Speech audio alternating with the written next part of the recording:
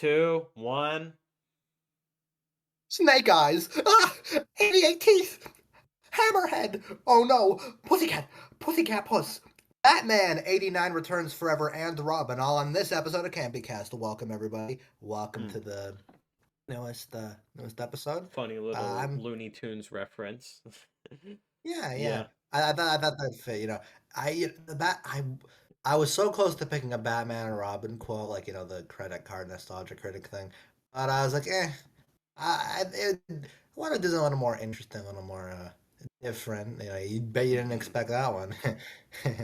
You thought I was gonna say something else, but yeah. Hi everyone, welcome back to Yeah. CampyCast. I I'm know it's your been like a co-host. month. Been busy with stuff. Kind of Mm. had to push this episode Well, back a lot as a result, so it's been kind of hard. yeah. But See, it's been really funny.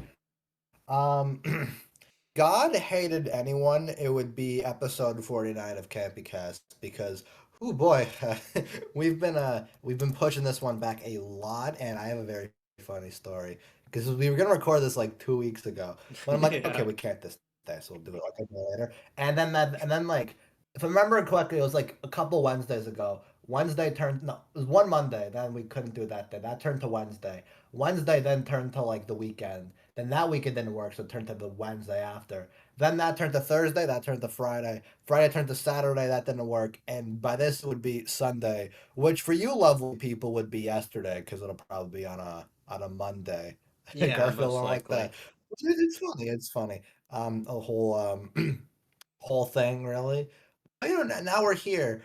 And as I mentioned up top, we're here to talk about um one of the most iconic superhero characters.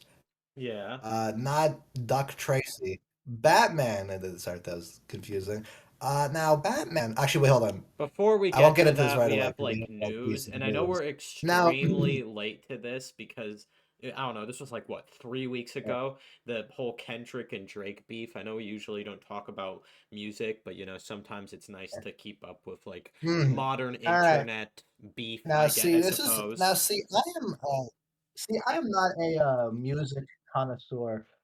Me Most neither. people, the only artist I'm actively into is yeah, the only music artist I've actively like listened to all their albums and I'm really into. Well, it's not from Weird Al, but he's like a different case. Is Kanye, and you know how Kanye ended up, so it's a little awkward. Yeah. But Yeah. it tangentially relates in the rap world because beloved rapper Kendrick Lamar, you may know him from "To Pimp a Butterfly" or "Good Kid, Mad City," which was on it beat Taylor at the Apple Music 100. Can you believe that, fellas? I But haven't really point listened to is much of Kendrick his Lamar. music, but Um, he yeah, seems like but he's yeah. good See, I'm stuff. like, yeah. I've wanted to listen to him actually because he has great stuff from what I've been to, and he seems like a cool guy, Kendrick. But see, the whole thing, from my understanding, this it started with a little guy named J. Cole, and J. Cole, he was in on this beef. He dropped this album that was really shitty. But point is, eventually, J. Cole tried. Something happened with him, and that led to Kendrick getting in the mix. But J. Cole's a very smart guy, so we knew I'm gonna bow out of this rap beef. At least I think that's what happened. I don't know the specifics. Point is, J. Cole's like our predecessor here because this led into Drake getting into the mix. Drake tried to yeah, Drake, you suck. But then Kendrick was like, you know what? I'm gonna destroy your entire career. And he made three diss tracks on Drake in a very short period of time, Yeah, which like essentially, in from top to 24 bottom, hours. Yeah. had destroyed with not Kendrick's Drake's entire reputation. For those of it's essentially what I did to the movie, dude. But point is, point is, so I guess to summarize the whole thing is, it's been really interesting to see because Drake in the music world has the reputation of being it's a very safe rapper. He's like, look at how innocent he is. He goes, God's plan. God's plan, da da da da da da da. Have I just wish I don't, babe, don't. But you know that whole song. Okay, that's Drake's rep, I guess. and and he has this reputation of being this very safe, very sort of in a way bland rapper compared to others in the industry. But the whole thing is, um, his clean image has kind of been destroyed by all this because now we have evidence of one Drake. He has a child. He's abandoned, and also he touches kids, and also he lies about a bunch of stuff. And essentially, he's just kind of like a sneak and debatably a pervert in the industry. And there's record evidence of this. And the thing that I find really interesting about Kendrick's approach is the two biggest ones. There was one before this, but the two biggest are Meet the Grams and Not Like Us. Those are the two big songs. I think Meet those the are the Grams two is I a much actually listened to. Actually, yeah, I yeah, I same listened to same Not Like here. Us since everyone was like that was the main one. And man, I actually Yeah. no, I think I listened to that in Family Matters, I think. Yeah. Family That's what listen, those were yeah, the but ones. I like kind of was just I don't know. I really did you like not Not listen Like to Meet the Us. It's a Grams? great Because song. I didn't listen that to one that. is I don't think I listened oh to it. well. See, that one was interesting. I think because Meet it was, if I remember correctly, that was the first one, and then Meet the Grams, and then Not Like Us dropped. But the interesting thing is, Meet the Grams is essentially a song being like, oh look, this is all that Drake has done wrong. You lie about this, you Oh lie yeah, about I've that. listened to You're parts a of that pedophile. You're a actually. groomer. It's I and did. as and it's a great bit. It sounds really good. It's like bow bow. I'm not a music person, so I can't properly articulate Yeah, that me much. But neither. on that level, it's interesting. And then it's the point is it's less of like it's a well-made song, but it's not like when you're gonna be bopping out to in the streets. It's more like breaking down why Drake is a Yeah, I think horrible I've person. noticed that And with the people songs really because don't. I like besides Not Like Us, which is like a genuinely like really good catchy song. It's like kind of it has stuck with me more than the other ones because the other ones go on for People, like yeah, what 6 minutes and they're all just kind of listing all like the shit they've done. But Not Like Us was like a great respond, two great respond. I don't know how yeah, yeah. Drake just got That's what I. absolutely destroyed here. Like That's what I think was actually so interesting about what Kendrick's response was.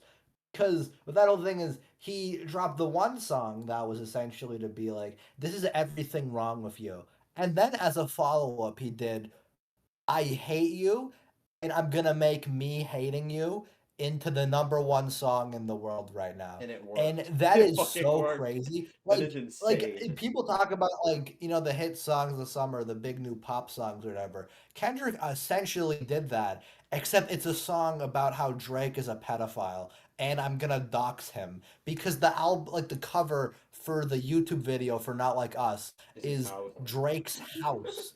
It's his he fucking he house. essentially did here's everything wrong with you, by the way you're doxxed, and I'm gonna make the most popular song in the world right now about how you're a terrible person, and it worked. Everyone's bopping out to it. Yeah, it's One like of the it's big insane. It's everyone been like all over the world. I've seen yeah videos of people like calling Drake a fucking pedophile through this song, and like his career has just been destroyed as a result of this. Like this was like a mm. genuine like clever way to get back at him, and it's like It is it's why this is kind it's of interesting for so many people to like think about and talk about. Like you see, I feel like I'm not thinking a lot about the other rap songs. I didn't even really listen to them because I was not like overly into the drama between them. Cause like, and they went on for like what 6 minutes. Like I prefer like a bit of a shorter one. And then Not Like Us was like a great comeback because it's genuinely like catchy and you remember a lot of the lyrics that are like yeah, yeah. repeated, and some of them are Mm, just really it's vicious so as it's well. so cool because it is the big pop song, or like not pop, like the big song that's going around for like a while now. Is at this point a Exactly, couple yeah. weeks, like always the big hit song. Except in this instance, the lyrics are certified lover boy, certified pedophile, and why you trolling like a bitch? Ain't you tired? Trying to strike a chord, and it's probably A minor. Like, Brr, brr, damn, brr. Like what a that is so roast. funny to me. Yeah, he went so hard on it, destroyed it. I think at this point, see, Drake dropped the song after Kendrick on the thing, but at this point, I don't even think it matters because when Drake dropped his comeback, it didn't make sense because his whole thing was like, well, I was feeding you fake evidence because I knew you called me out on it. Like Drake, you're just said, come on, man, you're not winning this.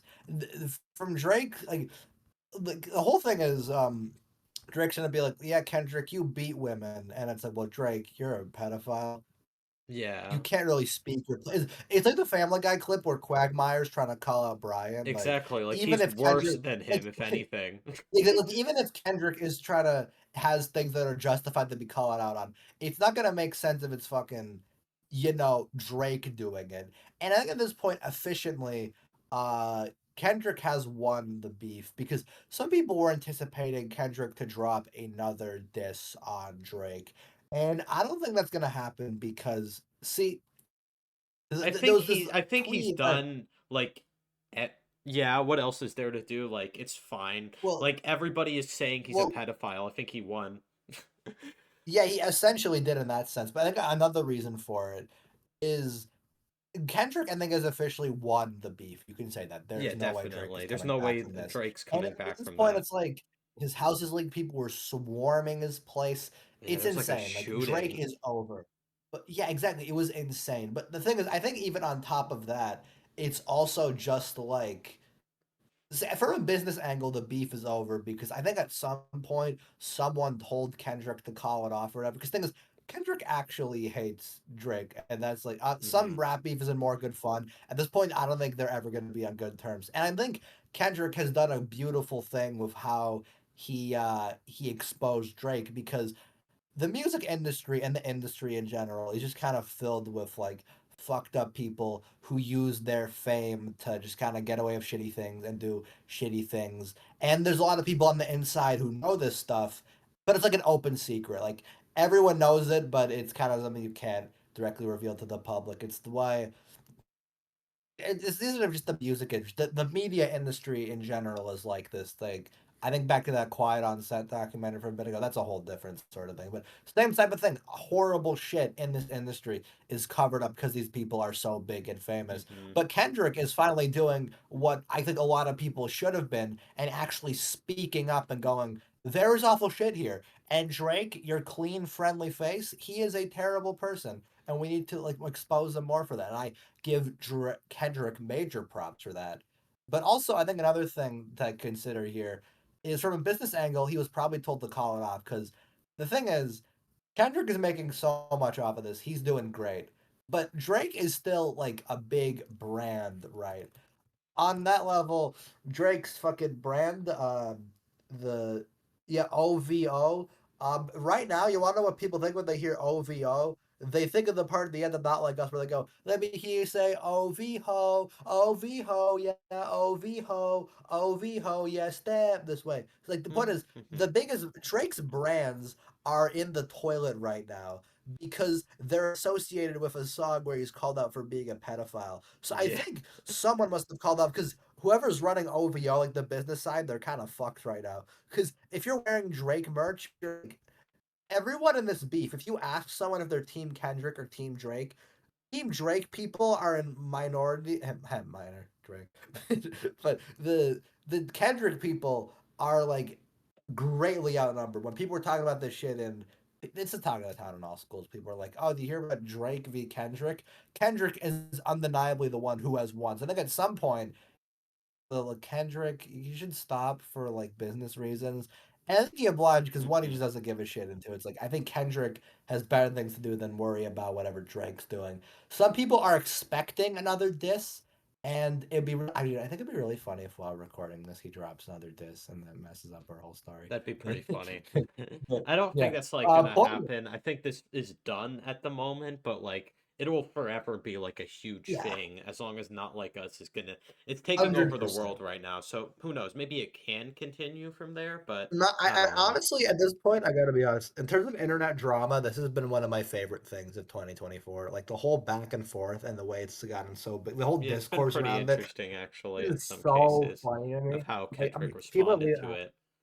yeah, exactly. On the memes, it's been so funny. Drake is already just kind of a meme person. He's like, the whole thing is Drake the kind of guy too, and it's this most corny, cheesy shit after all of it. I've seen It's like like a whole thing. I've seen all these like videos and they're like cut like fake covers of Drake responding to Kendrick, and it's all these like stupid fucking fake rap numbers, like "Hey, Kendrick Lamar sucks," hey, and it's like very tame compared to what he did to Mm. him, and it's like actually My, my really my my funny. favorite one is my favorite one is Jingle Bells Kendrick Smells. Like I don't think I actually saw that one, but I've seen like a lot of I heard them. about it. It's so funny. Like the whole thing is Drake is coming back with the worst. Like he can't really come back from what Kendrick did. So like all of Exactly. his disses are inherently very limited, very lame. What I do really like though is there's so many good memes out of this. I love the ones where it's like fucking J. Cole on a walk at Disneyland because like honestly he could have been almost as fucked as Kendrick if he kept messing with him again because that's Mm-hmm. what happened when Drake got messed with that whole thing the whole thing happened and then my favorite memes are the ones where it's like it's Drake gifs but someone put like a black border and then text that says not Drake over Drake and then it's really funny like I'm sure you've seen some of them around it's great.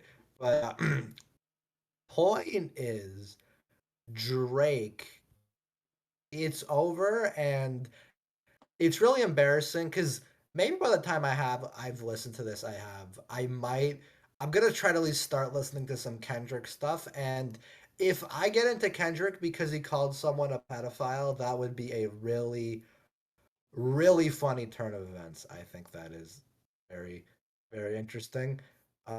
See you in a couple months when we cover Kendrick's Matt Stone and Trey Parker movie. Oh That's all. yeah, that's He's a happening. I heard pedophile. about that actually. Yeah. Yeah. They're Whenever kind of that misadvertising happens. that because like Trey and Matt are just producers and Kendrick's working with the people behind fucking Xavier Renegade Angel. And if you know anything about that show, that shit is just actually insane. So Hmm. that's fun. Point is, yeah, that's all. Funny, Yeah. Drake and Kendrick kind of dominated the news because if there's anything actual, I can't quite think of it. So it's Yeah. yeah, All it's right. yeah. I guess we'll get into the actual movies today, starting with the original 1989 Batman movie directed by Tim Burton. So Yeah, Batman. So for this one, there's I guess just I like setting up context when we do these big uh franchise things. This we're at the 90s 80s Batman quadrilogy. So I guess for just general context sake, for this point, Batman had not had a theatrical one, in years, yeah. and it was like because this was before that would have been the Adam West Batman, and I love that movie. I think it's very funny. I I should love Adam rewatch it. West. It's I'll been get into ages his since I've seen yeah. it. I should it be I it's been so long, but I'll get into Adam West when I talk about Batman and Robin because it'll tie together there. But a point is, at this point, it had been a while, and the whole thing was, we were like, okay, we gotta revive because by this point, superhero movies in the '80s they didn't have the best like reputation because at this point, well, see, there was the Superman stuff, Superman '78. There was all those. At this point, it was kind of dying down because a couple years before Batman '89 was a Superman 4, The Quest for Peace, Oh and it's not yeah, even that like was an like a overly huge terrible movie bomb, by right? yeah, it did not do great, and like it's not even like by modern standards there are way worse comic book movies, I think. But for the time, Superman 4 was one of the worst things I think you could get. So it was like, ugh, not looking good. Howard was a year before, so comic book movies were not the worst condition. But point is, Batman's popularity was not the best. And well, like at least at this point, it's funny to think back now, but they were like, okay, how are we gonna? Because Batman's reputation was at this point, Adam West was the most popular version, and he had the reputation of being very campy, very silly, which is gonna be ironic as we get later. Yeah, you But could tell by at like this just time, they're like, how all right, insane and like cheesy yeah. that original The movie point is, was in at this point, comparison to they're just this. kind of looking for a way to turn it around. And see, this movie was like, it's crazy how long this shit was in production. Like, the movie finally came out in '89. They were conceptualizing plans in like the late '70s, because that's when eventually um Benjamin Melniker and Michael Uslan. They're like the people. They got Batman's film rights from DC to do like this stuff with Warner Brothers. That was late '70s, and then by early '80s, they were like, okay, we got to figure this shit out. We need a new, more darker Batman movie. Originally going to be titled The Batman, which is interesting because There's a you new know one. where that Yeah. went a couple decades later. But yeah, and point is, a lot of these ideas, interestingly, were actually gonna appear in later stuff because there's an idea was gonna focus on Batman and Dick Grayson's origins, and that stuff only appears in Batman Forever. It just kind of waned for a little bit. The point is, they were just kind of going around different people, like, can we do this? Can we do this? Uh, Weirdly, a lot of people were attached to this. At one point, Ivan Reitman of Ghostbusters was going to be involved. Joe Dante of Gremlin stuff, he originally would have had a hand. Uh, at one point, it's interesting. Ivan Reitman at one point wanted Eddie Murphy as Robin and Bill Murray as Batman. Oh my God. It's like that. That I sounds. did not know that. That That would be sounds so so weird. weird, but kind of No, funny. it would be really funny because I imagine Bill Murray just would not give a shit and have such a different like vibe. This is the But yeah, guy who played um, Garfield, so yeah. Exactly. Just such a different energy. Yeah, then there's like, a bunch of different directors passed around there. Another one was Wes Craven, who you know him from those Elm Street episodes that bombed sadly. But point is, eventually, after Pee Wee's Big Adventure, that movie, Tim Burton was the big guy on the block. It was like, all right, we gotta get Tim Burton on this. So we hired him up. The interesting thing is, Tim Burton is not a Batman fan, not remotely. The only thing we know is he has credit of reading The Killing Joke, which is one of the biggest Batman comics. But outside of that, we don't know how much Tim Burton actually gives a shit about Batman. And that comic, The Killing Joke, that revitalized more interest in Batman, that kind of rekindled the interest in a film adaptation, because Killing Joke was '88. And finally, in '89, after a bunch of stuff happened, we got Batman '89. It was a whole thing. It was this shit was a big deal at the time because the summer of '89 is I think one of the biggest summers in big blockbuster history. I think I went down the list when we did the Last Crusade thing in our Indiana Jones episode, but so many big movies were that summer. There was fucking Batman '89, Last Crusade, Back to the Future 2, Bill and Ted, Ghostbusters 2, uh, Halloween 5, even. Then Jason Takes Manhattan. A lot of stuff was that summer. And Nice. Batman was one of the biggest pieces of that pie. It was sparked so much shit then. Because it's interesting. For a while, people were convinced this would be dog shit, mainly With like because of Michael Keaton, yeah. yeah, Michael Because Keaton. that was And like it's really really interesting. controversial because like everyone was like, "Hey, this guy can't play Batman. He can't do these roles. I'm Yeah, insulted. yeah, This movie's because gonna suck." yeah, exactly. Because this was yeah, '89 again. So before this, Keaton's main roles would have been shit like it was Mr. Mom and a lot of other stuff that is Yeah, he didn't seem like primarily the type of guy um to play the Caped Crusader, you know? yeah, exactly. It was largely very comedic stuff. And from there, it was like, okay, well, this guy can't be Batman. It was a whole thing. It was so funny. It was so big at the time, like people on the news were reporting it, and it was like, wow, this guy can't be Batman. That's ridiculous. And yeah, but then the movie came out, and wow, I made a bunch of money, so I guess no one cared.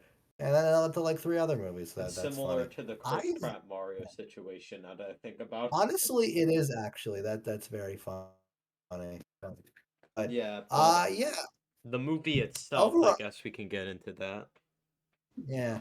I'll let you take the reins on this one a little bit because I've been yapping a lot. But I think this movie really good. It's nothing outstanding, but it is important for me personally, which I get to in a sec. And I think for the time, it was really influential in getting Batman out of that run of, oh, this is just silly Adam West stuff. No, Batman can be cool, damn it. Yeah, And it took that to it's be a solid interesting. movie. It's not like anything I'm overly into. Like I think there's probably like better Batman origins. Like I prefer the Batman from 2022, The Dark Knight from memory, which I probably should rewatch that and Ah, just the Christopher it Nolan is trilogy in general. But it's yeah. really funny actually because I know some people are really in on Nolan's stuff.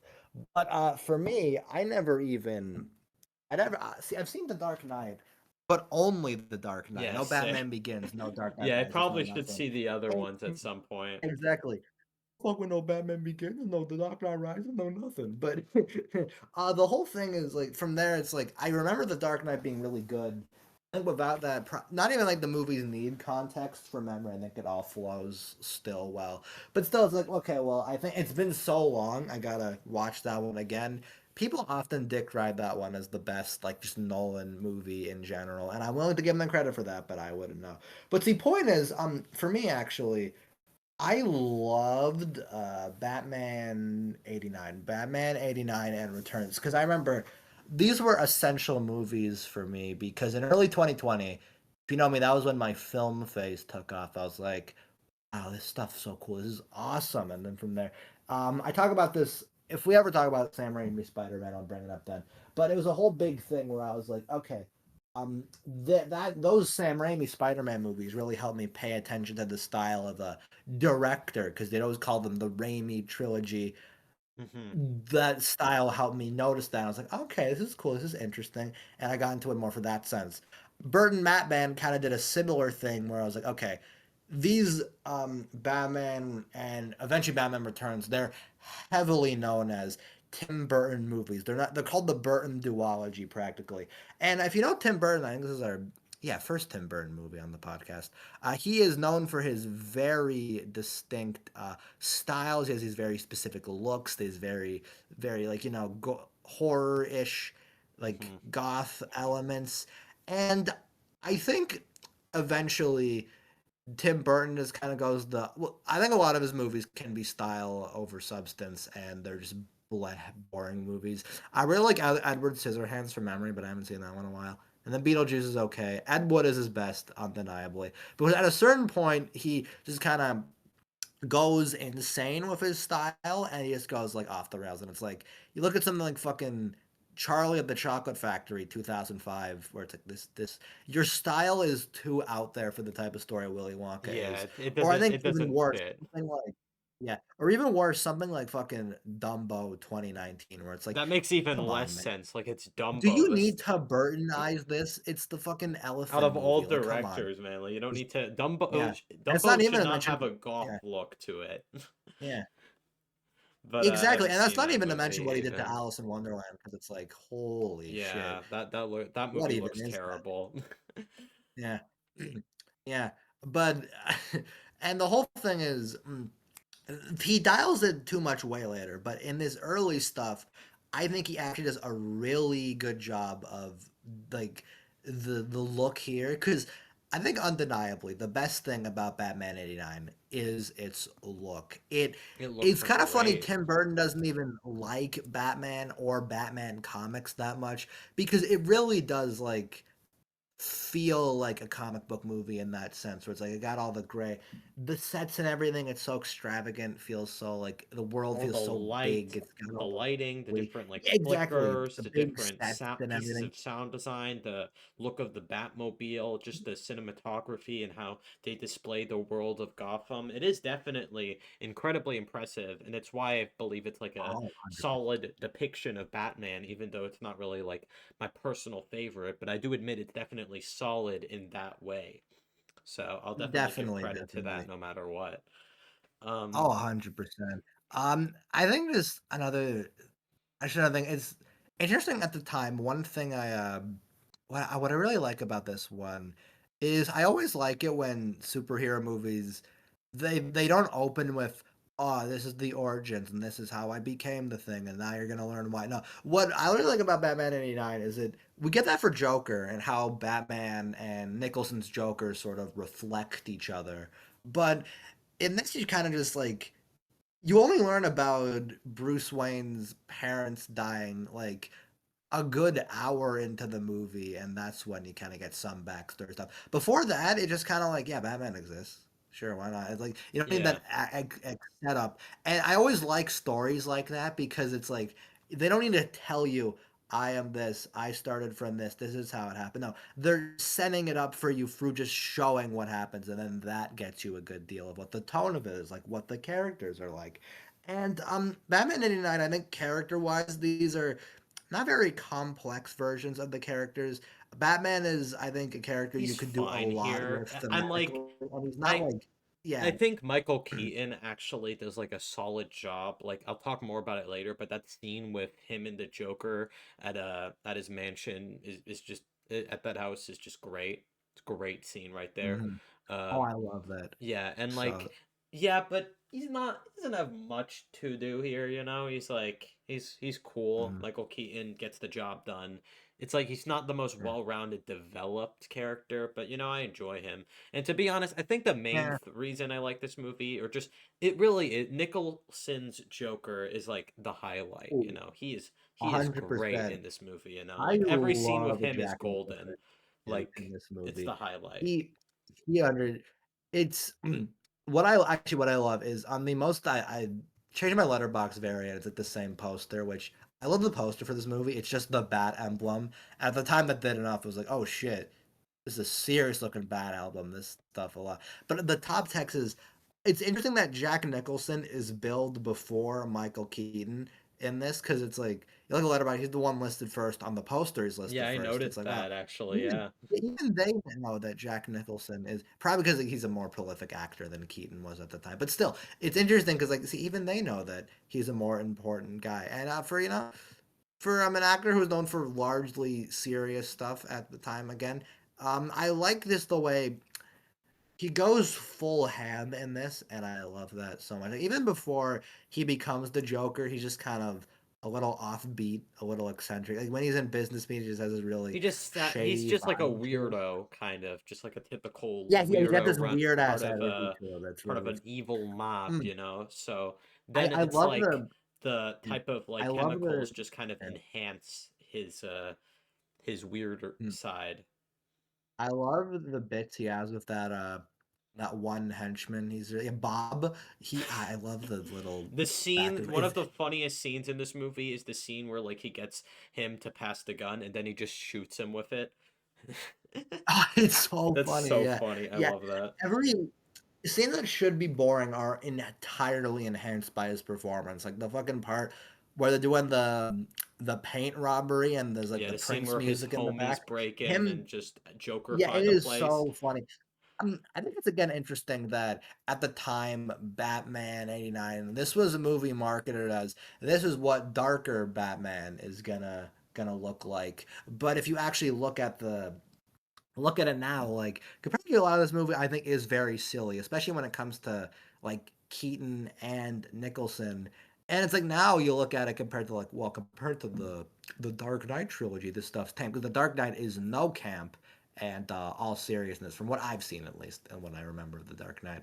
But I think that's an interesting thing how over time the sort of cultural perspectives can change with that. How like then the bar has been pushed so much from this to that. But you know what? I'm one of the only people I think who can say I have more fond memories of Burton Batman than Nolan Batman. So that's certainly something. But there's just so many good bits with both of them here. The fucking that again that painting bit and Keaton is Yeah. like he's not a very like character wise he's not like overly in depth as a Batman. What I do like with him is he get as like just as a general character he like it's right. I think Bruce sometimes gets the better bits than the actual Batman stuff. I love the fucking, the iconic.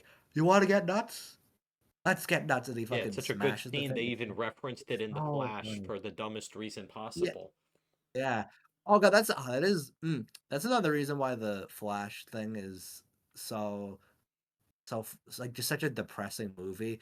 Because see, Michael Exactly. Keaton was already kind of old when he was doing this stuff when he was He was 80, and so now it's like bored in that movie. I think I said that in the you know episode, right. but like it was so Okay, much uh I'm gonna be entirely honest. If Man didn't become a meme, I would not remember Michael Keaton in Flash. yeah, Like, the fucking man meme like, is the people only remember the thing Man memorable meme about more him. than they remember what he did in the Flash, and that's horribly He's sad. I just there think. because oh, it's Batman, guys, it's Batman.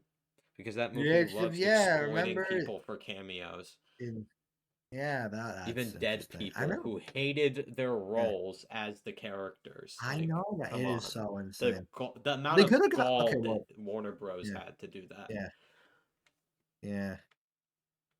Exactly. Anyways, back to But good movie. Um, yeah, exactly. I think this story wise, this is on that sense, it is again very simple. It's the kind of thing where okay, Batman, but then Batman actually creates the Joker. Ooh, and from wow. there that leads to a whole thing where Joker is he's using his little laughing gas. He's running amok, and Batman's gotta put a stop to that. And it is very typical, like standard stuff. But I think for the time, I think it makes sense. You know, they were like, this is Batman's big film comeback. They wanted a simple story to really ease It's a very into it, and simple I think movie. it works out. It's nothing I think Yeah. is like amazing personally, I think, but it's like it has enough good elements for me to like be entertained. Like I can't say I was never really bored by it. I don't think the characters like are amazing.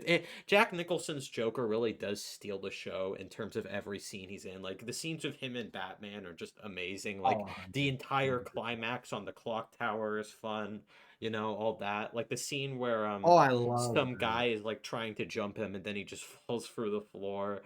That he was trying to Hmm. jump scare him and then he just fucking died.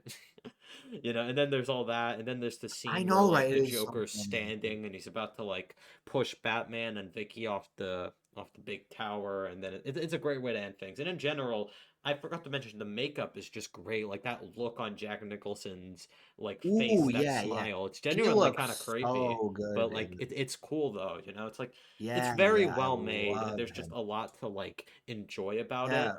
But yeah, the story just isn't really anything like overly like engaging for me. Like it's definitely entertaining. It's a good movie, but I don't know. I don't really. Like I said, Bruce. It's nothing that in depth. I think for yeah, again for what this movie needs to do, I think it accomplishes that Yeah, what pretty it is, darn it well. works. It's a Yeah. movie that definitely works for what it's doing, like you said.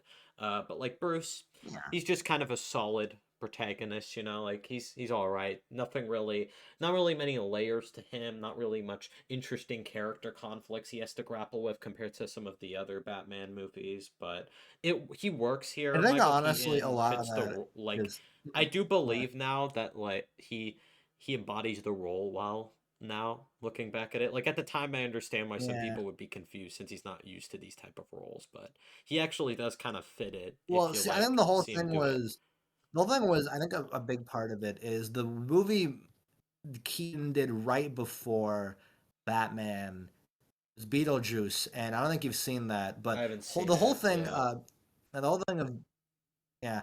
That movie's okay. It's one of the I think the biggest examples of Burton style over substance because that movie looks really cool visually, but the actual jokes and comedy I think have a lot to be desired. So just kind of bleh, like okay overall. But point is, um, that movie Beetlejuice's whole thing is ooh look at me I'm Michael Keaton I'm a silly wacky funny man all I do is make quips and don't have any genuine discussion. Ooh, look at me, I'm Beetlejuice. That's the whole thing. Yeah. And that,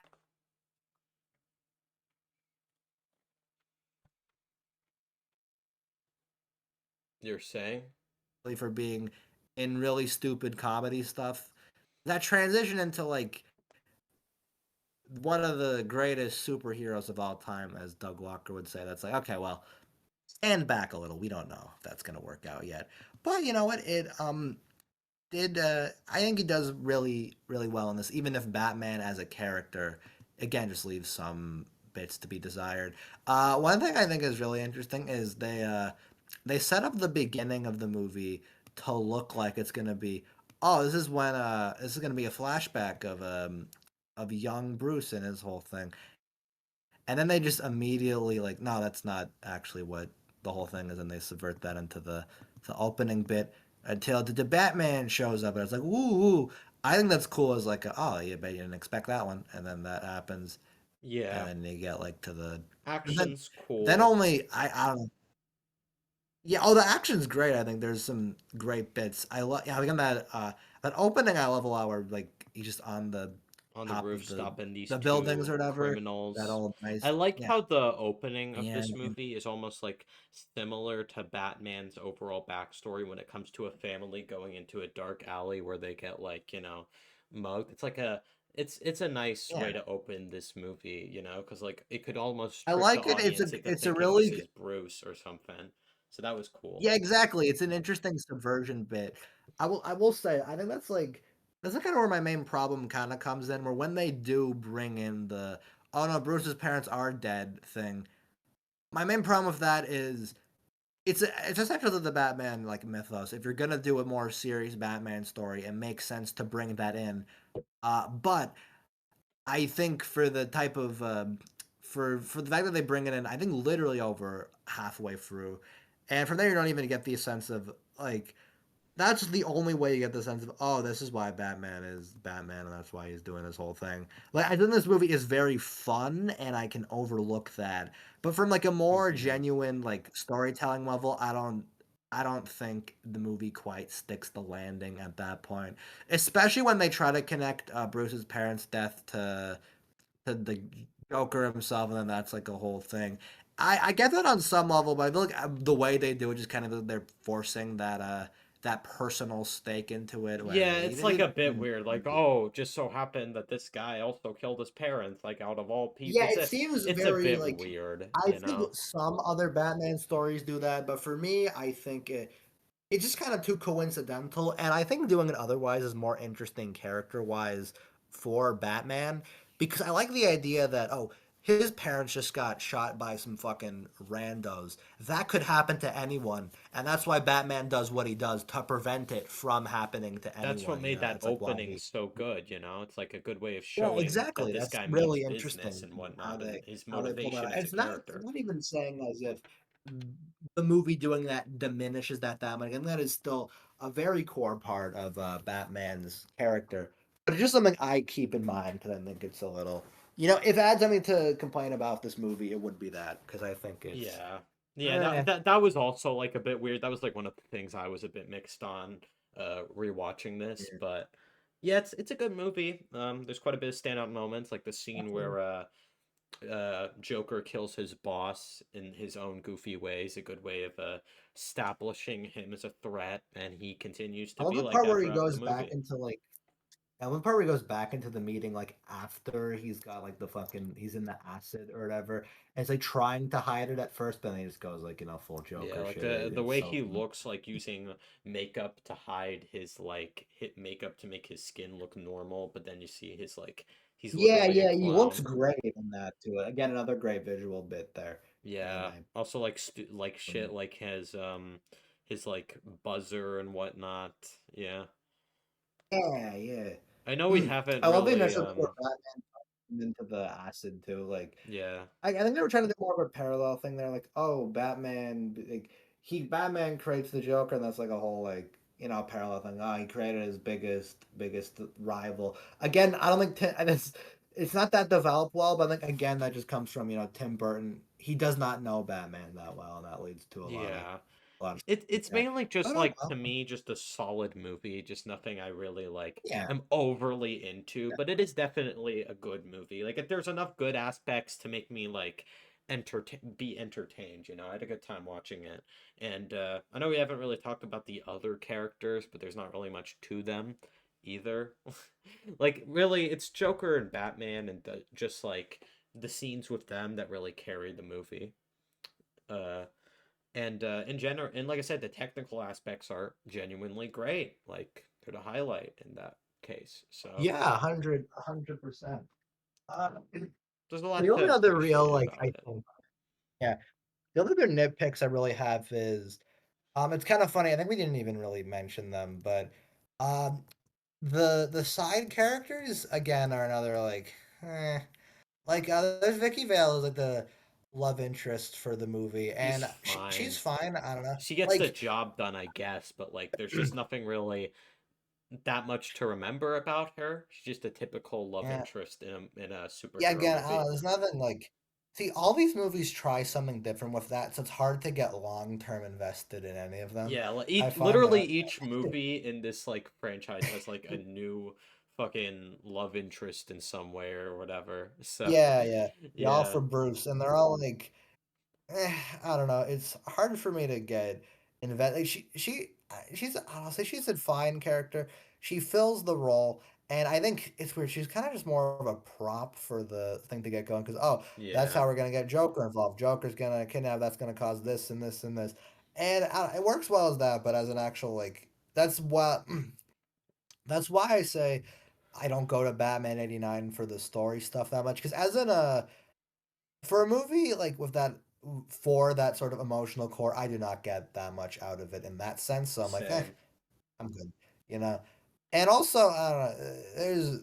There's also what's his what the fuck the guy's name? The other guy he's going around with the I call him like His the other name guy. He's is like the comic Knox, relief. right? I put that in my Is notes, who? I think. The Uh, reporter guy, is that who you're talking yeah, yeah, about? him. That's what I'm talking about. Yeah. Uh, I guess it says a lot that he doesn't do much because you don't even really remember his name. I only do yeah, because I looked exactly. him up. I've yeah. He's all right, He's I one of those that guess. feels like he feels like a very much like a studio mandate character, the type where it's like, all right, we got to fill a comic relief role. Let's put in a guy here. Yeah. He'll play off Vicky Vale a little bit. He There's nothing I think bad about him. I remember like chuckling at maybe a couple of things he said. It's just like he just kind of he fills the place, and that is Yeah. kind of It's all. just, to me, it's just a standard good movie. Not much I can really discuss, even though we've been discussing about this for a while, but regardless, it's like it's a Yeah, solid little movie. I think I've said yeah, everything I yeah. needed to say about it. Yeah. I think we went longer on this one than I thought because I would just be like, yeah, it's good. Yeah. Yeah, we're done. Yeah, But for a movie that like we think is just like good. Yeah, we talked quite a bit about it, but yeah, it's good. I guess we'll get into yeah, ratings now. I'm gonna give this a I would go solid a 7 out of yeah. 10. I originally had it at a 6, but I thought there were enough good elements to kind of call this a good movie on its own, so I See, I like can it. understand, honestly. Like, I really like this movie, but I can understand why some people are like, it's just okay. Because really, Yeah. if you want the more like human, more emotional elements of Batman, the stuff that really There's breaks better him movies down out as a there. character, 100%. One Batman is like, recommendation I could say is Batman Mask of the Phantasm is a great oh movie. yeah, I hear that. I hear the Uh, movie's awesome. I yeah, might it's want to get cool. into I should that. rewatch But yeah, it at some point. Yeah, oh yeah, I've heard it's really really good. I want to get on that sometime. that's a good Even example there. even something like the Batman, I think that goes more Another great interestingly one, into yeah. his like sort of philosophies. If you want something like that, there's much better Batman material. But you know what? I think if you just want a fun, simple comic book movie, this does the job very, very well. It's not anything overly amazing, but for that, I give it a sort of we'll go low 8, high 7 for me. I think it's just enjoyment and that personal connection, knowing like discovering styles that boosts it a little bit. But other than that, it's just a pretty solid movie. Yeah, there we go. Yeah, And now we're just gonna continue right along. Batman So Batman Returns. 89 was yeah, Batman Returns. So Batman 89 was the big hit. Like I said, summer of 89, that was the big thing. Everyone was real into this. And I was like, all right, where are we gonna go next? So like, all right, you know what? Warner Brothers committed a mistake here that if you notice, they repeat every single time with this character. In other words, where it's very annoying actually. Where they'll be like, "All right, we gotta be safe with this first movie." Then a movie does really well, and they're like, "All right, director, do whatever you want. We don't care." This has backfired on them a bunch, and we'll see it'll happen again even later in this video. But right now, it happened with Burton, where they're like, "All right, you know what, Tim Burton, do whatever you want," and he got to make Batman Returns out of that. Which, see, Batman '89 has some like risque elements. That movie was, I think, a big part. Like on top of how well it did, just like as like a movie brands and shit were all over Batman. Like people love the fucking like that Batman logo was everywhere, merchandise, everything that was really popular. So many toys, every Batman thing got off that, Yeah. and just merchandise everywhere. Fucking the I had a VHS of this when I had like a VHS collection era at like one point. I was like, "Ooh, they're all at thrift shops. I should buy a bunch." But on the fucking Batman '89 VHS, it opens with an ad where Alfred advertises like Diet Coke. Shit No was shit. everywhere. They were doing fucking. It does. It's really funny. It's like Alfred's just trying to like, you know what? He's like, Master Bruce drinks this, and it's like it has a you'll love the taste of it. Diet Coke. I remember that ad so vividly because of my VHS. But the point is, it was advertised on everything. Batman '89. Batman Returns was a similar way, but there was an asterisk beside it, where it had like the usual promotions, you know. Oh, go to McDonald's, you get your Batman Returns toy. You can buy all these little cool toys for your kids. Yay, Batman. The problem is that happened, and then you watch the movie, and Kind of it's like, dark. well, yeah, yeah, a little, but yeah, after that, I was like, okay. Batman Returns is, by and large, again, a much more Tim Burton movie than I think it is a Batman movie. Because, like I said, Tim Burton does not like Batman very much. So he just kind of did fuck all and did whatever. There are no traditional adaptations of characters in this. The Penguin in this, the fucking, he took it literally is what I gotta say, and I think it's Fuck very funny. yeah. But yeah, I'm willing to bet Tim Burton was like, "Oh, we have a character called the Penguin. I don't. He doesn't care about Batman, so we'll just make him an actual An penguin." Like, actual okay, fucking buddy. penguin, like a Yeah, monstrous like exactly. And he's so combination with a deranged. penguin. And you know what? The makeup on the penguin, brought to life by Oh my god. Danny DeVito, great in this movie as the Oh yeah, role. 100%. But DeVito is perfect casting of this. I think genuinely similarly to great, yeah. Nicholson and yeah, similar to Nicholson in '89, DeVito does so well. This is like stars really shine with this. And The I oh makeup's god, I also love really it. good. Yeah, oh Like just definitely. the He's design is so very good at being like impressive. deranged looking and all that. It's really funny watching him back in this. I think of him mainly as Frank on Always Sunny, who's it's funny, he's unironically a similar character because his whole thing in that show is he's like the most like deranged and this like non-social and like has no idea about like proper like standards and shit. He's just kind of like a fucking mini tyrant. And it's like, well, yeah, I mean, I guess that fits a Batman villain. He's unironically like his character in this, which is very funny.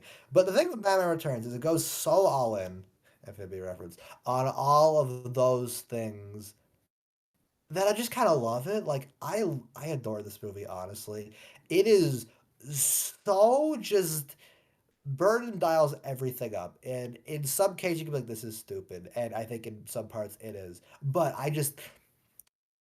I respect the level of just insanity this thing goes. It is such a fun movie, and it has like such a distinct style to it that you don't get from many modern blockbusters. You could argue the freedom Burnham got with Burton, the freedom he got was too extreme, but it gave him a really cool thing here with this movie, I think, and I think it's awesome. I love this movie so much.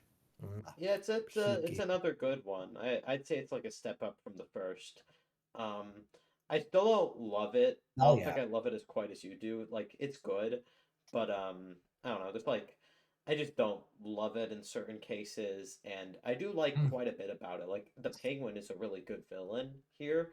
Not only is the makeup and just his like overall presence really good, but I just kind of like what they do with like his character kind of, like he starts off as this like man who just wants to be kind of accepted by society in some way, but then like as he gets like like used as this representative for like this guy played by Christopher Walken who wants to like exploit him so he can kind of use him as a representative to kind of like um use like bring about a change in society in some way in Gotham. Christopher Like there Walken's character in this is really funny because his name is Max Shrek.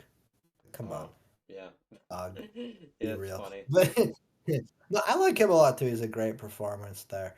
I'll grant the Penguin. He has a really interesting thing. Side note, I can't believe we've gone this far into the video without mentioning the scores to these Oh movies. Because yeah, like, they're great. yeah, like oh my god, Really good. Danny Elfman is just I love Danny Elfman so much. He composed the Simpsons themes. You know, of course, I love him. But no, he is one of the best composers we got when he actually gives a shit. And him and Burton, I know have collaborated on a lot of stuff, and that's why he was able to get him for these movies. He is just chef's kiss. So good in this movie. Yeah. Like in these movies. Like I did mention the score for '89, but it is awesome. The Batman theme is perfect. Like, God, that's amazing. And if everything Exactly. that can cooperates there very, very It well. works really This well, one's a fits the similar. movie perfectly. It's a great score. Yeah, 100%. I love that opening where he just like it's when we get the bit where the again I love the movies again not any introduction. It's just like the opening credits while they just kind of set up atmosphere and the both of these first two do that really well. And this gets it great when it's like these fucking rich motherfuckers are like, ew, this baby I don't we don't want a child. Get the fuck out of here. They dump him into like the ocean and Yeah. then well, like and then like oh there we go. And then decades later, fucking the penguin comes back as this deformed little bitch. I always thought on okay, admittedly it is very stupid. I think this movie the movie's not the smartest thing in the world. I think some parts I think border on again too silly, but again I get it's such a vibe. I love it the way this movie just go it all out on all fronts, and it is. It's so interesting to me. I love that from the fucking the penguin in this. He's so cool. And then I feel like this is similarly, another all one three. where the villain is the best part for me. Oh, 100%. The penguin just kind of again just kind of peaks it. And oh yeah, also Catwoman, I guess. Played by I Michelle like Pfeiffer. She's good. yeah. Too. Yeah. Uh, I like her bits because I think they do it in such a fucking silly way. Like her origin bit is so funny to me the way they're like, oh all yeah, right, it is weird. It is weird. oh no, She yeah, she's gets gonna, like kicked off a building by Christopher Walken. First off, it was basically her reason because she thought it was a bright idea to tell her own boss that she was like looking at illegal activity that he was doing. So like and yeah. then Oh well, what la did di she you da. think What? she was just gonna he was just gonna let you slide? Like what? Why would you tell Yeah, her that? Wouldn't you idiot. tell Like someone what are you else? doing? Boys, then after that, fucking a switch flicks in her brain. She's like, all right, Yeah, well, because she gets I'm surrounded insane by now. cats. It's kind of stupid. Yeah, I guess that's what caused it. It's such a silly origin to me, It and I don't is, yeah. even buy that much. But you know what? It is. It's funny. I'll give her that. The scene where she's fucking mixing together her suit and all that. It's The again, it's performance is very adds Burton-y, very quite a bit distinct to it, style. yeah. Yeah, exactly. Just this real derangement to it that I think is very interesting, and the way Hmm. it just goes along with that. And yeah, this is another one where I think Bruce is just he's He's similarly kind still just all of right. Like he doesn't really well, have much. Like I think they were trying to like do this character conflict between him and Catwoman, and it's not like the most well fleshed out. Kind of similar in quality from the they're just trying first to. movie, but There's kind of supposed to be a sort of thing different where in a good like, way. oh, both this whole thing where it's like, oh, Bruce knows Selena Kyle and Batman knows Catwoman, but they don't know that they're both the What? same people on Oh, the other end. Ruh-roh. And I it's another one where I think that would work better if Bruce was a more interesting character. He's kind of just he's in the same status quo he's in Batman 89. But they very like are offhandedly like, well, you know, only other one other person knew about this. Vicky Vale, but you know, we broke up off screen because you know we don't because I guess Kim Basinger didn't want to come back yeah, or they wanted to they pull fucking a Ted too. They do that. yeah, honestly, legit. Um, it's We fun the again. classic All we these, broke up excuse. yeah, exactly. Yeah, did you want to see that? Maybe no, no, I Even don't know. Bayformers did that too. Yeah, oh my, yeah, all of them did that. Well, Yeah. it's funny how that always works out. But point is, I think for there again, it's just another instance of well, again, Bruce would be much more interesting. I think that character conflict would mean more if, again, that connection was sold more between Bruce and Selena Kyle. But it's again another thing where it's like it's fine. I don't know. I find their bits fun, and Keaton again is certainly pulling through. But it's just kind of like that whole like element they're going for would be more interesting if I just liked. characters more, but this doesn't really do that much. So it's just Yeah. well, it does again. I think for me, go much more towards the Pang because it's the most interesting bits in this movie. I love this is my favorite scene in the movie because it'll never stop being funny to me. The part where Danny DeVito he bites the guy's fucking Finger off. nose. Yeah. Yeah, yeah, he's like, yeah, it is. Why did I say nose? Fucking yeah, you put it. You know, like it is so funny. He's fucking. It even makes sense because the whole thing is Penguin for as silly as a concept as his inclusion in this guy like he was raised by literal animals. Of course, he's gonna have no idea what like proper manner and etiquette is. So he's like, oh yeah, sure. I'm just gonna. He's like a fucking loon. He doesn't even know anything. He's crazy. Yeah, he was Yeah, essentially he's trying to be a normal member of society, but then he ends up acting like a fucking weirdo because he was literally raised by animals. So he goes exactly, back exactly. to his cruel backstory after, he's seen as a fraud as a result, like he doesn't know how to behave in a society setting. And, Yeah, I think that's an he interesting tries to antagonist behave in thing. the society, but then society betrays him, and he's like, "No!" And No, so he's a cool. bad guy now. Um, it's kind of a funny character conflict. Again, not super complex. But you know what? It's I fun. It's like got the it. style. Like, I think it's fun. Again, it really is. I feel like actually all four of these the Batman villains are enormously more interesting than Batman himself in these It's movies. true. Like, I feel like with And all these I think it's movies, we're kind mainly of talking about the uh, villain instead of Batman himself. yeah, exactly. I think if you actually clock it, Batman has like 20 something minutes in this movie. If you clock Bruce Wayne has more than that, but actual in suit Batman doing fights, uh, he is not in there as much. And I think the main thing that really shows this is see people got into a big ruckus over I don't think you've seen it, Anthony, but Batman v Superman everyone was like, wow, Batman can't kill people.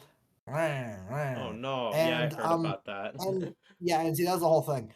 For me, my whole thing is my perspective on that argument is I think it's lame to say, oh, Batman can't kill because that's like it's a simple thing, but I think the interesting thing about it is why can't Batman kill? That is what's interesting.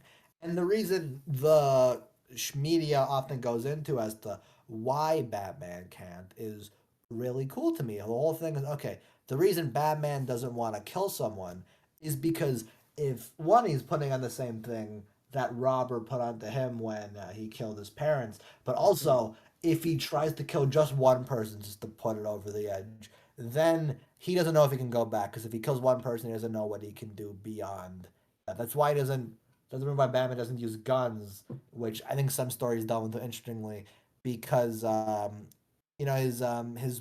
his parents were shot with a gun. He doesn't want to put again on that onto other It people, gives him a little more and depth there, makes us like exactly a little more care depth, and a little more sympathize with interesting him more. thing to him.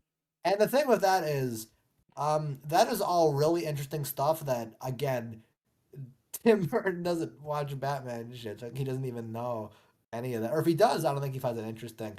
Because you watch these, which at one point were considered the pinnacle of Batman films, and Batman doesn't really even care. Like, he definitely has killed multiple people. And I think even in this one, I don't think he uses like a gun. He's like, here's the whole thing. And that's why he's fucking killing people left and right during those like big action bits. And it's not even like again, it's one of those things where, like I can separate what the correct interpretations of Batman are for just a fun movie. Like I Yeah, can I did ignore that a that. little bit here, I guess. Yeah. Uh, I It's don't just kind know. of the whole thing where I think it's interesting that at one point Batman '89 was what the biggest standard for what Batman is was these first two Burton movies. But if you're a big fan of Batman, like the character, and on that more emotional level, It's not really what this Batman provides, and it's weird because it's the Batman I'm like nostalgic towards. Everyone's either like, yeah, Nolan, yeah, well, yeah, Pattinson now, yeah, you go Batman the animated series. Which actually, I'll get back to binging that someday because that looks like a fun show. But point is, those interpretations are where everyone goes to for like real, real soul in Batman, really interesting stuff like that, Yeah, more and depth and he doesn't really character get that. And breakdown yeah, of who exactly. he is. Exactly. Those are the stuff that really delves into it like that. And there's a lot of Batman stories that just don't care about that. And these are very primary Batman stories that are not interested in delving into Batman, I think, on an more interesting level. And I see this as if it's a negative thing. Depending on who you are, it probably is. But I really like Batman Returns still, so I'm like, they faces killing me. Who give a fuck? But it's something I just like to keep in note because Hmm. I like it. I think it's an interesting historical thing looking at movies from these periods and be like, well, compared to what we actually got now, is very, very different. And again, I think it's weird because like that's a core part of Batman, and for a while in the general public, that was not Batman. But who cares? It's still a funny movie. Like, look, Yeah, he I'll it's fight it like like a big mauler. it It's gets a silly. bit weird when he does choose to like spare the like Christopher Walken guy at the end of the movie. Yeah, see, in that instance, it's like if this were a traditional Batman story, that would make more sense. That But would be also, it's like like, if Batman anything, kills that'd be like a everyone. really nice moment, but like, I guess now he's moral now, and he wants to, and he doesn't want to kill this guy, even though he was the reason he ended up killing a bunch of other guys. So See, I think that would work if it were any other Batman story, but in this one, it's like that's not. it's just, Maybe yeah. because I'm a To be bat on honest, a sewer. I know I think I said before that I think I might enjoy this one a bit more than the first, but like, I think the first film might be stronger as a like a whole. Mm. That makes sense. As a movie, I it's don't know. definitely more It's like messy, I feel but like I I could think think more flaws in this one compared to the first. definitely. While the other one is like so simple that I can't really pinpoint a lot of huge issues besides it just being Mhm. being like, Bruce is just being okay here. But I do still enjoy it. I know we've been pointing out some weird stuff and how just like the emotional core doesn't work as well as I feel like the movie wants it to. But I still think it's like a solid movie. Like the Penguin is a great villain. Genuinely like him a lot. Like the opening with him getting a bunch of circus guys to just like is a fun way to open this movie. The scene where he takes over Yeah. Batman's car is really fun. Yeah. Ooh, yeah. And I don't know, it's hard to hate it, It's hard not to be entertained by No, it. no, I don't. I definitely do not hate this movie. I think, if Same. anything, I really like it. But it's like, and on some levels, I just think it, Yeah, it's a I think the little. first film has like a tighter story. I don't know. It's like it's hard because I'm always like, ooh, on one hand, Batman Returns might be better. I'm going back and forth in terms of which one I think is better. So at the moment, I'm I think unsure. But 89 is better, but I find Returns more entertaining because again, that it that is might be a so good similar that it's thing to so me, all but out. even then it's like I don't think this movie is anything like amazing outside of that. I just don't I just wish it I feel like it's close to being like genuinely really good in certain cases. Like when it Mm, comes to the whole moral part of Batman himself, I feel like if that was like written in a different way and it was consistent in it, then they would have had like a mm, really strong ending bit with him and Selena, and it could have done something mm, like interesting with them being parallels to one another. Could have been like an interesting mm. relationship, and their interactions are good. I'd say that might be because of the performances, but yeah, in terms of like things Yeah. I genuinely like, it's mainly the Penguin stuff I enjoy. Yeah, it's Yeah. another one where I the would villain's the star of the show, definitely like we agree on that. said. Hmm. I don't Yeah, I even. would I have think I to. might have less to say about this one in general, other than it's kind of dumb at times, but it's also just solid entertainment. So I can't I knock have it. a Have fun. couple notes, but it's nothing too big. First of all, the penguin's death scene in this I think is Oh, it's very oh yeah, ominous. I forgot to mention that it's really It is good. it is such a I really like that scene. I love the music they play. It's very ominous, very big bear, It's a great and way to. it's It's weird because it's kind of goofy too the way they play out all the Just all the penguins are fucking penguins, leaning on yeah. And also the scene where like another goofy scene with the penguins is the scene where they're all walking into town and then Alfred like takes control of them and then they just all turn around. That's pretty funny if I'm being honest. It's goofy, but yeah, in a funny way. I don't even know. Like I guess yeah, Alfred was just able to hack all those penguins, but oh well. yeah, yeah. There's also like the bit I find it really funny, the stupid end bit where m- the Max Shrek guy, when at the end when Batman takes off the thing, it's like, ooh, it's damn Bruce, and then he's like, why is Bruce dressed up like Batman? Like, shut up, dog. And the ending of this one is Oh yeah, well, that first was of all, it's a funny. Christmas movie, which is I think is Oh yeah, it is a Christmas interesting. movie.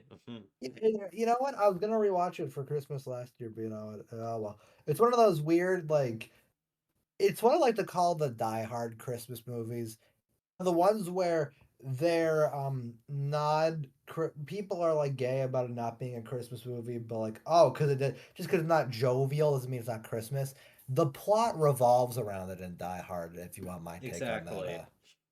sure. But in this, it's kind of like again, another the Christmas. The fact that it is on Christmas is sort of coincidental, but it's kind of fit the vibe. You know, I love the wintry look like of this movie. Well, Burton yeah, made seeing 89 Gotham in already like looks so in cool. a fresh coat of paint in terms of it being like filled with snow is like a good way to change up the style a bit as a sequel. Yeah, So, yeah. yeah, it's good. It, like it builds on it because it's like, all right, how do I make this look even better? It's like, oh, that's beautiful. Mwah. And then Forever takes a different direction with that, but that'll Yeah, be in completely one. different direction, Yeah, literally. yeah. But I definitely. I don't think I have too many notes on it, other than this movie is really horny, but that's like a whole other thing. Uh, then all these are actually well, Forever and actually and Robin's really weird if that, but we'll get to Yeah. that one in a moment. Uh, yeah, it's another thing I think just it's very specific bits, but as a whole, it's just a good it's a good vibe movie for me. You know, like I can put this shit on and be like, wow, I appreciate a lot about how Burton did this and how the way it all like plays with Yeah, stuff. I I'll know admit it. some It are continues a lot of the stuff I like about the first film in terms of the yeah, style is yeah. still great, score is still great. It's yeah, definitely appreciated in that way. Definitely, definitely so. Now, some people aren't huge on this era of Batman. You know what? I think he is pretty cool, and I'm really glad for that. I'm giving this one a 8 out of 10, same as the first. I'm Uh, also giving it a very 7 out of 10 like the first. It's like the first one, I was also considering it to be a 6, but it's entertainment. I never really was not having a good time, so it was good. It's a solid movie. I like both of these, even though they're like I wouldn't ever like really call them masterpieces, but they're still good movies. I won't deny that. Just I mean, this one is more flawed, but shut up. uh, yeah, yeah, that makes anyways, sense. next Uh, one, the whole big change in all right, this Batman franchise, Batman Forever. Forever. This is what I like to call Warner Brothers course correct. Essentially, they're like, this always happens. It's kind of funny. They're all like, all right, well, we went too far this road. We gotta divert back. So Yeah. essentially, they were like, no, Batman Returns. It did well, but it did not do as well as Warner wanted. Because Batman '89 was like a big hit, where this was just it was a hit. You know, it did Mhm. well. It made back its money. Yeah. And because of the more controversial elements, people were like, "Well, that's you marketed this towards kids, and it's so like gross and disgusting and weird." You know, like we're like, well, "You can't do that." So they were like, "All right, fuck, we gotta make a nice movie. We gotta turn the other route, get a little back to where we were going." So all right, we're gonna make it more kid friendly, less dark Batman. And this was the Batman Forever, which I think by and large, its biggest goal was to appease people. It was Yeah. supposed to be like this is supposed to be a nice movie you could go off your family to see, just a nice sweet thing. So out of this, all right, well the dark stuff is gone. By and large, this is another movie where it's like, oh look, Batman is. Actually, it's funny. Batman as a character doesn't change that much because he's not really explored in Forever. but he never really explored in '89 or Returns either, so that's funny. But yeah, here there's like, all right, we're gonna more mainstream appeal. We got Joel Schumacher on, who Yeah, this I guy. really love. I love Joel Schumacher, but I'll get into that more at the Anne Robin segment because I feel bad, very bad for him. But at this point, they were like, basically, uh, Keaton was like, well, if he's out, I'm out. Well, then, because when Burton left, he's like, well, we're just gonna tiptoe out of here. Burton had, I think, a much more dark route again for Forever that he wanted to take. It was like the. It's funny that never happens. Like the end of Returns, like teases Catwoman. She's like she's still out there, but it's like, well, that never happened because Tim Burton didn't get to make his thing, and they're technically the same continuity. These Batman movies, but they're very much an asterisk. The events of '89 and Returns aren't really mentioned. And in fact, Yeah. if these are all in the same continuity, fucking Harvey Dent race swapped because he was black and played by Billy D. Williams in '89. And this movie, which Burton was setting up so he could eventually use Harvey Dent in a future thing. But I don't in actually this, remember he's that. played by yeah, he's in the. You'll notice him. He's in one of the big like government scenes in Oh, I that can't was remember. him. All right. Yeah, Wow, I that didn't was know that was supposed to be him. Harvey Dent, and they were setting Burton was setting him up if they could eventually use him if they wanted to ever do Two Face, but he didn't get to do it, so they're like, all right, we're gonna have Tommy Lee Jones be Two Face, and it's interesting because if these are supposed to be the same character, that means that somehow Two Face went from black to white in between movies. So It's weird make because of that as you there's a will. line in this movie where Batman says, I think he mentions how he hasn't found love before or something. I remember a line about that, and I'm like, what? What is this then? Hmm. Huh? Because the literally people point this out, but one of the main things that stays consistent about all these movies is the actor for Alfred plays him in all these movies. So like, what is the continuity here? Huh?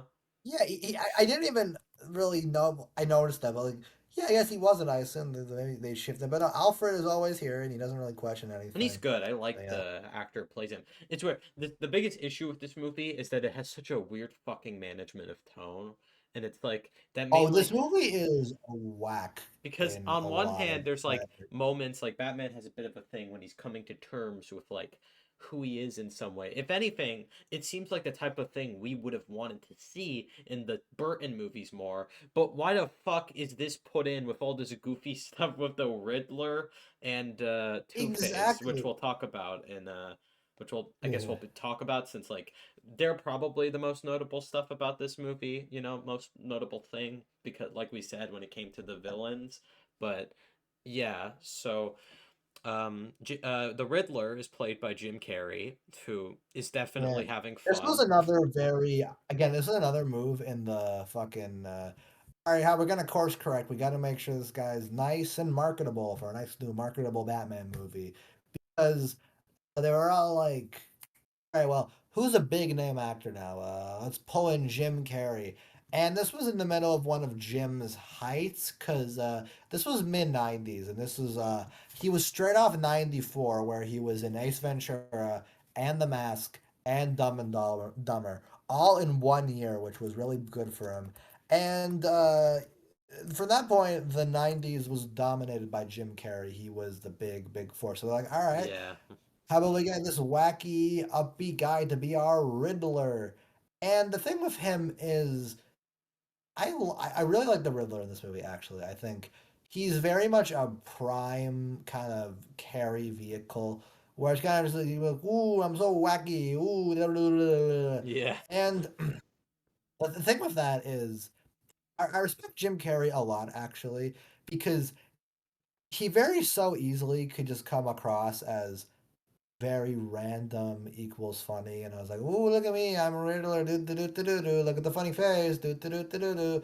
And I think in some aspects he goes a little too whack, and it kind of comes across as that. But I don't know. There's more like actual physical timing to it, and he is still like he's still putting out. He has great energy, and I think Yeah, he can be incredibly carries he the could be great in like so many movies in terms of stealing the yeah, show. definitely. And I have a ton of Yeah, respect for definitely. him like as an actor Oh, in that definitely. way.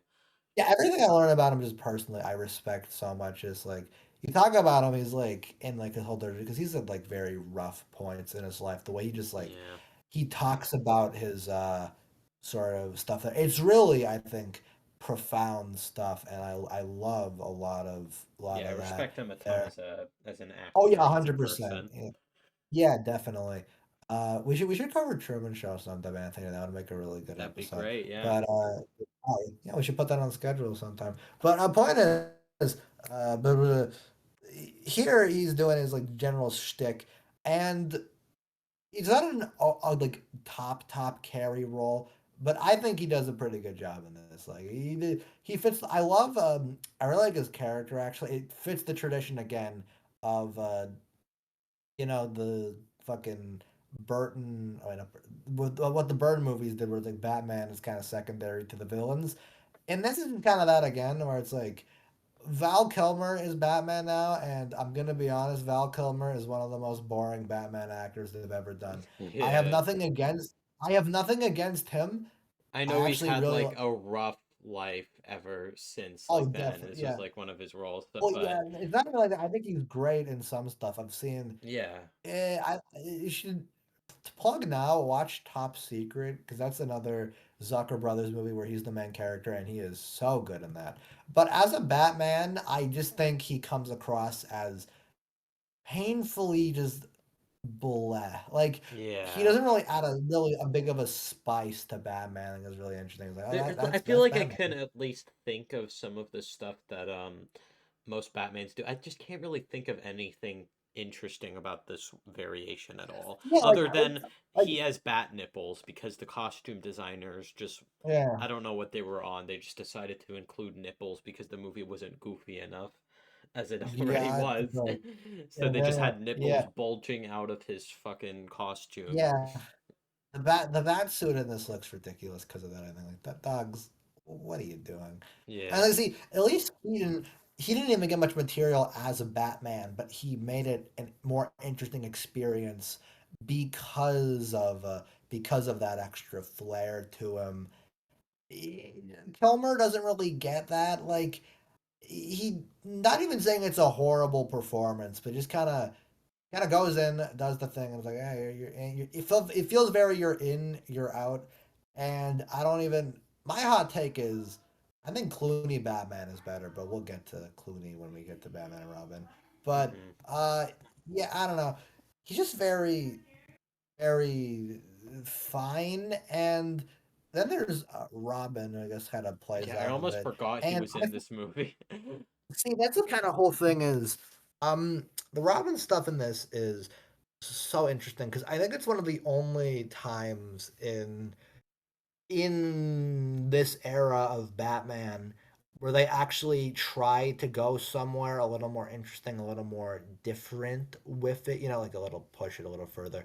But the problem is, like, I think the actual concept is great. The whole Dick Grayson losing his parents thing, they gotta go with Batman. The problem is Yeah. one, they normally this story happens when Robin or Dick Grayson or Tim whatever I forget his The last main name, but issue with he's him the is that younger. it just doesn't add much to the story, and I just don't really like. Exactly. It just feels like that's a really good concept. And I heard there's like a Batman animated series episode about that I hear is pretty cool. But I think it's kind of like, I don't know. I wasn't really. It's like, I yeah, didn't it's not fuck really with it that well that much. developed. I And never really also, I bought a think it just. relationship I between the think two it's a of them. weird decision to have to have him Bruce. I'm stumbling my words. It's a weird decision to have Bruce adopt him now when he's like what, like Exactly. He can take practically care of an adult himself. already. Like, see, the way they do it normally, it makes sense in Batman Yeah, story like because when either he's a have a young kid. Robin, yeah, they'll either have a younger Robin like they're doing the new Batman adventures, and that I hear works pretty well from Yeah, there, but Dick's from like what I've heard about. how Or they a have it grown like, man. yeah, or they have it where he starts out as a young kid, and then it's like, oh, well, he stayed with him because he's Robin. He of course he like stick around Yeah. with doing this stuff because he's been with him for like a long time. That's what again Batman the animated series does with its Batman. It's Robin. So here's the way they do it here. It just kind of feels like, meh. And I would love to care about the Rid the Robin stuff more. It's just kind of like this movie's so stupid. Like, why would I give a shit about This the movie just fucking? really doesn't function or like it isn't put together properly.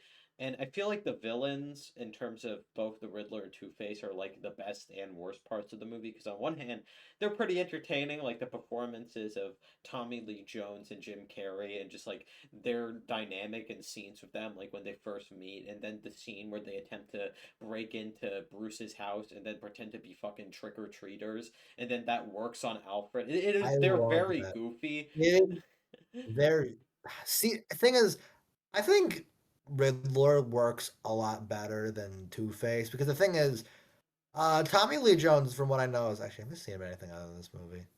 I've seen a couple other things he's in, but the thing with him is I with Carey, he knows how to play that dialed up to 11, really wacky, really silly character. With Tommy Lee Jones, I feel like he's trying too hard to be really wow, look at me, ooh, look at the funny face, which you could argue I what Jim Carrey isn't, but I feel like he does that a lot more naturally compared to Two Face, who and this is just kind of like wow, look at me, ooh, and it kind of pisses me well, not pisses me off, but it's kind of in a way frustrating for me because Two Face I think is a really from what I've seen he's one of the most interesting Batman villains that I think he can be because I've watched a bit of Batman the animated series and that's like that's where everyone goes to. They all dick ride as the best Batman thing. And I'll be fair, what I watched of it was very good. I just, quite frankly, I don't. That era for me will come back someday. And I'm sure this will be outdated at some point. It's real. I love it a lot or something.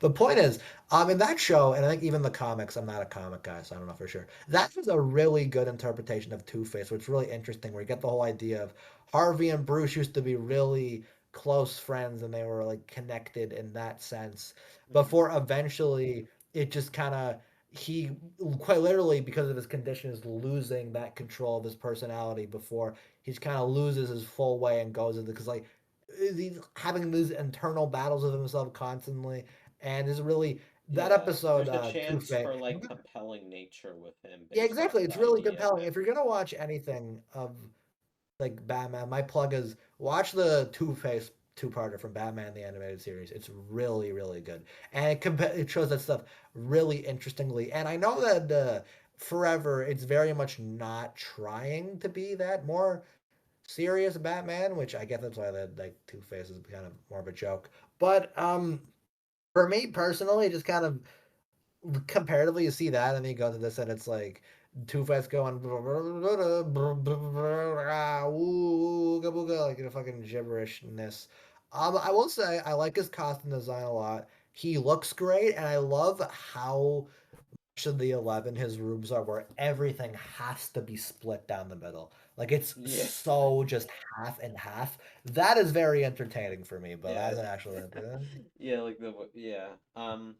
I like how I like just the scenes with him and like the Riddler, like the entire like the climax of them is pretty funny. I like the stupid like visuals of the Riddler's lair and whatnot. And in general, even though like visually this is different than how the Burton films are, I do think there's like some like cool visuals every now and again, though there are some like cheesy looking visual effects with like some of the like with the Riddler's whole weapon thing, but like it's still like there's like a new style here, but it's not like a terrible one. It just doesn't really fit Batman, and that I was think only because it needed the to be marketable to like a younger yeah. audience for toys and Mm, whatnot. But the, like, the whole thing with that is really interesting to me because the thing with Batman, Batman Forever, is I will agree that I think the look of this movie is really cool. It kind of is the opposite, where it's like the same sort of comic booky feel. But suppose the Burton who wanted that eerie atmosphere. This has a lot of bright colors. It's really like pop, like ooh, ooh, bam, bam, bam. It's really interesting in that sense. However, I feel like the whole thing of Batman Forever, and this will apply to and Robin as well when we get to that. The thing with this movie is, in the inspiration for it, they were all like, "Well, we are just trying to base this off of Adam West's Batman. It's silly and campy, like the old Adam West show, which is where the it's kind of funny. 89 was a movie that really pivoted Batman from reputation of Adam West, and now they're like, oh, we don't do as well, so we're shifting back. Funny how that works. But point is, the reason Adam West Batman works is it doesn't try to get you to give a shit. Like that's just entirely nonsense. The Yeah. 66 movie, which is what I'm mainly basing it off of, that movie is a farce. They do not give a fuck the entire time. It's so silly, so campy, and doesn't try to be anything else. It goes so over the top with it. That's why the big thing in that one is some just can't get rid of a bomb. Like I can't do an Adam West voice, but I love him. That stuff is so good for that reason. We should talk about The that movie problem one is day. we should. We should. I fucking love Adam West. He is so awesome. But thing is with Batman Forever, it doesn't really kind of go that way. Like the thing is, they have the whole thing where it's like, okay, Batman, the whole silly tone, whole campiness. Get actors like Carey and Tommy Lee Jones to do that, but also it's just kind of like, well, it still has the very dramatic seeming Dick Grayson stuff. And it's like, oh, his parents said that's supposed to connect to Batman and how like that whole thing. It's like, Yeah, well, it's weird because I the feel Adam like, West show never the Adam West show never pulled shit like that. yeah, So it's like I think if they wanted to go full West, they had to they commit might to as it. well have just gone. I think they should have just tried to make it funny still in like that sense. They didn't want to go the full way. Then they still wanted that mass appeal. They still want people to be like, "Wow, Batman's so cool," and then they went full West of it. They'd be like, "Oh, this stuff's lame." But you know what? It makes another level of marketability. You know, that's kind of the whole thing. These are all based off of. But as like an actual, I want to take this seriously thing. It's like, well, it doesn't work out. I don't think we're Yeah, good. I have to We're done. agree. Like, because I think some of the stuff could have been interesting, like the stuff with Batman trying to like, it could be similar to like the really good depictions of him, but the main issue is it's all just like so poorly implemented because not only is it underdeveloped, but it also doesn't fit with like the goofy stuff going around him. Like there's not really an interesting contrast or like connection that Two-Face and the Riddler like pose compared to Batman here, and as a result, they're just kind of like wacky, goofy villains, which could be entertaining sometimes with their interactions, but also like just don't make the script and just overall plot work as well as the movie might want it to. No, They have to really no, definitely stick to not. something, to a consistent Yeah, tone, like I I think said. that's because I think this movie has some interesting ideas where I'm like, the thing is, the whole Riddler plan thing I think is actually kind of cool. The way he like, Edward Nigma, which sounds like Ligma, so that Yeah, activated. yeah, That's the stupid part of my brain. But the whole thing there, where it's like, ooh, look at the whole well, he's making this like machine, and then Batman's like, "Nah, dog." Then he's on the comeback, and it's like, "Ooh, yeah." But you didn't expect that one, Bruce. Look at how successful I am, and this whole like box that just kind of warps kids' minds, yeah, whatever. I think that is kind of cool, but the way the movie just does it is kind of stupid. So I'm like, well, I kind of shot yourself in the foot with that one. It maybe the more serious Batman story that would work, but I don't know. For me, yeah. it And I wasn't. think another weird But thing is that the dialogue in this movie is much more goofy comic book esque. Like, that's ooh, like another huge definitely. thing about it. Like, there's this scene with Batman and the love interest of this movie. They're at like a Mm, date at the circus, and then like the girl's all like, "Oh, I'm into someone else. I'm going on." Like, imagine being on a date and then saying, "I'm into someone else." Like, imagine saying that, but then it turns out, oh, Batman is Bruce, so it's wow. It's almost similar to mm. Batman Returns in that way, but it's just Bruce in this case instead of I him and find it so Catwoman. funny actually how long we've taken in all these movies to mention certain characters because they're just like they're prominent, but they're just so uninteresting. It's like, oh yeah, Yeah, like the love yeah, interest of this movie yeah. doesn't really add.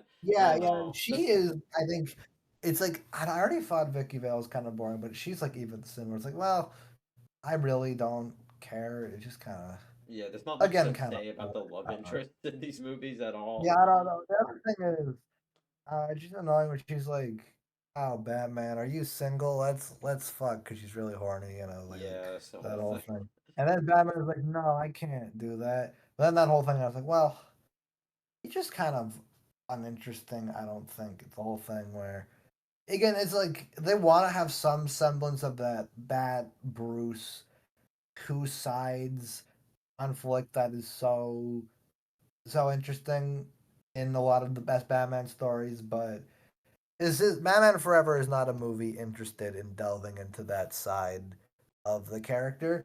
So when they try it, it's like, well, I don't know about that one. Kind of But regardless doesn't of work. this, I'd say it's still funny, like it's still Oh no, entertaining definitely.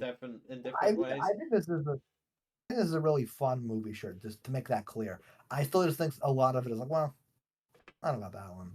Kind of definitely a lot more weird decision than this compared to the Yeah. Burton movies, and Yeah. even those had their fair share of well, Yeah, I don't like know I about still that. find the Riddler in this entertaining here. Like I like his plan to just like steal people's like brain power through TV is like a funny it's just a funny idea, and just all the stupid contraptions and like him just making riddles and shit, and Jim Carrey's like insane performance is just entertaining like in that way. Yeah, So, yeah, like I like the it's scene certainly where very fun. he supposedly kills someone, and then he like is interrogated on it, and then he has this like really goofy fake cry to it. It's pretty funny. Oh yeah, love that. Love all those bits. Again, good on you, Carrie. That's great. Also, there's this one The scene climate. that I find funny. It's like this scene where where it's this scene where Edward's kind of talking about his like new thing, this new thing, and then he's trying to like brag about it to Bruce, and he's just not taking it. Like the amount Yeah, of ego this guy has is pretty funny. And then also I love how like then he just Two doesn't. Face enters that same scene, and then it's like and then Edward just goes up to him and casually talks to him, and no one says anything. Yeah, it's really funny. Mm. I just love how much Bruce just does not give a shit. Like back when he was even like Edward Nygma. Like, well, I don't know. Yeah, and then he has Jim Carrey as his Shay fan moment where he freaks. I was like, no, my idol betrayed me. No, and he's got to like fucking put all the everything back together again. It's fun. It's very silly, but you know what? If you want a kind of stupid movie to just kind of fill the niche, I think Batman Forever does that type very well. Yeah, can't really go wrong with. Well, I think even if you don't think this is a good movie, it's very universally considered fun. I think so. It's like, you won't get too much little out of it. Yeah. I love fun. Yeah, it's fun. I don't know. Um, Um, yeah, in terms of any other notes, um, got anything? Because I'm kind of one cooked thing on I want mine. to mention is I like how if there's one thing I like as a concept in the Schumacher movies compared to the Burton ones, is that I like the idea of Alfred trying to act more like a father figure to Bruce here, instead of just like his usual butler like he was in the Burton movies. I don't think it's used the best. Like I said, I don't think the emotional core in this movie works because it's not developed or balanced well. But I do still like appreciate the effort in making him seem more like a father figure, and that even continues over to the next film, despite that movie's many problems we'll talk about soon. But yeah, I just See, wanted to mention that. I appreciate that. I think Alfred is a very endearing character in the Batman mythos. It's like, this guy, he's so innocent. I was trying to. It's like he plays off of Bruce in like a nice way. Where like it adds some humanity to him when like inherently when he is in that Batman state, he has all these like emotions, but he tries to keep a lot of that not outward because He's just kind of grappling with a lot always because of his circumstances. Doesn't want to really show that. But, Alfred is one of the only people who's vulnerable to because that makes him an interesting character. Hmm. These movies don't do anything with that, but it's something. They tried. Yeah. Good job. Um, I guess we'll get into our ratings, I guess. If I yeah. go I go like a 5 or maybe a 4 on this one. I don't know. I think it's silly and it's definitely stupid, but I'm not like this isn't a movie I'm overly like against either. So just like Yeah, I all right, think I don't know. I think mine might be similar. I have this at a 4. It's like a high 4 or low 5 as well because I don't Yeah, really think there's much I like actively hate about it if I'm being honest. So it might yeah, I might raise it to a 5 probably. But yeah, yeah. it's I think yeah, low 5 it seems that's the yeah, low fair 5 range. or high 4, but I'm sticking to the low 5 for now. Mm. Because it really, As long as it's it's not a high definitely 5. That's good. flawed and wasted potential in certain cases, but it's entertaining. I never like, nothing about it is like overly insulting, just kind of like Yeah, disappointing in some cases fair at enough. worst, but it's still somewhat entertaining in its own goofy way. So, yeah. Definitely, I definitely. guess we'll get into And now we're the here next at movie, Batman and yeah, Robin. Batman and Robin. This Oh. movie pisses me off. Not the movie, the way that it was kind of the whole thing came about. Because essentially, right, they're like Batman Forever was a big hit again. It was like, wow, everyone loves this movie. Yay, yay. Did it. We saved Batman. Now you might be thinking, hold on there. Warner Brothers had a big hit with 89.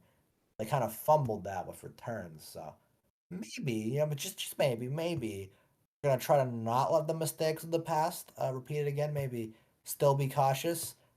To answer that, they did not do that because they just let Joel Schumacher do exactly what they did with Tim Burton and do whatever, and it crashed and burned. And Batman and Robin was a movie designed even more for market appeal to be like, well, you gotta have all these different characters for their toy sales. The movie did not do well. It bombed, and because of Batman and Robin, we did not get another theatrical Batman until 8 years later with Batman Begins, and I haven't even seen that movie, so that's a whole kind of Yeah. other can of worms. And this Same with movie does not have the best reputation. I think it's like some well, people call it one of the worst superhero movies ever. And while it's definitely bad, it's it's not. like that's an exaggeration if I'm being honest. Like there's See, worse shit the out thing there with than this. Batman and Robin is I feel like a lot of to understand the reputation of that movie is to sort of be there at the time because I feel like now Batman and Robin is not a hated movie at all. In fact, talk to the average Joe about it, the response is, "Oh, this is a funny movie. Like, look at it. The Bat credit card. It's fun. Everyone comes They up with an had the ironic balls to oh, give one of the to give one of great the greatest superheroes superheroes of of all all time time a a bat Bat credit card. credit card." I was so tempted to open the video of this, but That then I would be went for the perfect because great that people moment in Hollywood. that's an iconic moment for a reason. Oh, it is. It is. Yeah. But see, that nostalgia critic video is, I think, such an interesting time capsule because I talked about this a bit on my too many movies with Hal. Hashtag shameless plug. But the thing with that is, it's this thing where it's like you watch the nostalgia critic video, and he's so just angry, and the whole conceit of that video is him going, "Man, and Robin's in a torture to get through. It's one of the worst movies ever made, grah, grah," and he's yelling and he's screaming, and it's like, it's so interesting to me to look back on an era where Batman and Robin was considered in that sense, where everyone hated it and it was considered just one of the worst movies ever made. And I think honestly, the reason it was again comes down largely to cultural context. Because if you were there in 1997 and you came in wanting more of the Burton stuff, or at least more of the balanced stuff from Batman Forever, and you come in with this very silly movie that's unlike anything, and even if you, even more specifically, if you were growing up in that time between 1988 and 2005, where you could not get any more Batman, because Batman and Robin killed it. Fuck, if I were into Batman, I'd hate Batman and Robin too. That's pissy. But thing is, we don't grow up in that time now, and it's not as if silly Batman is robbing us from dark Batman. Because guess what? We got the Nolan stuff. Now people have BVS, which is like everyone's least favorite Batman movie, and Yeah. it's like the opposite end. Where it's so dark, so edgy, so gritty, and that makes people go, "Well, maybe we like the lighting, campy stuff again."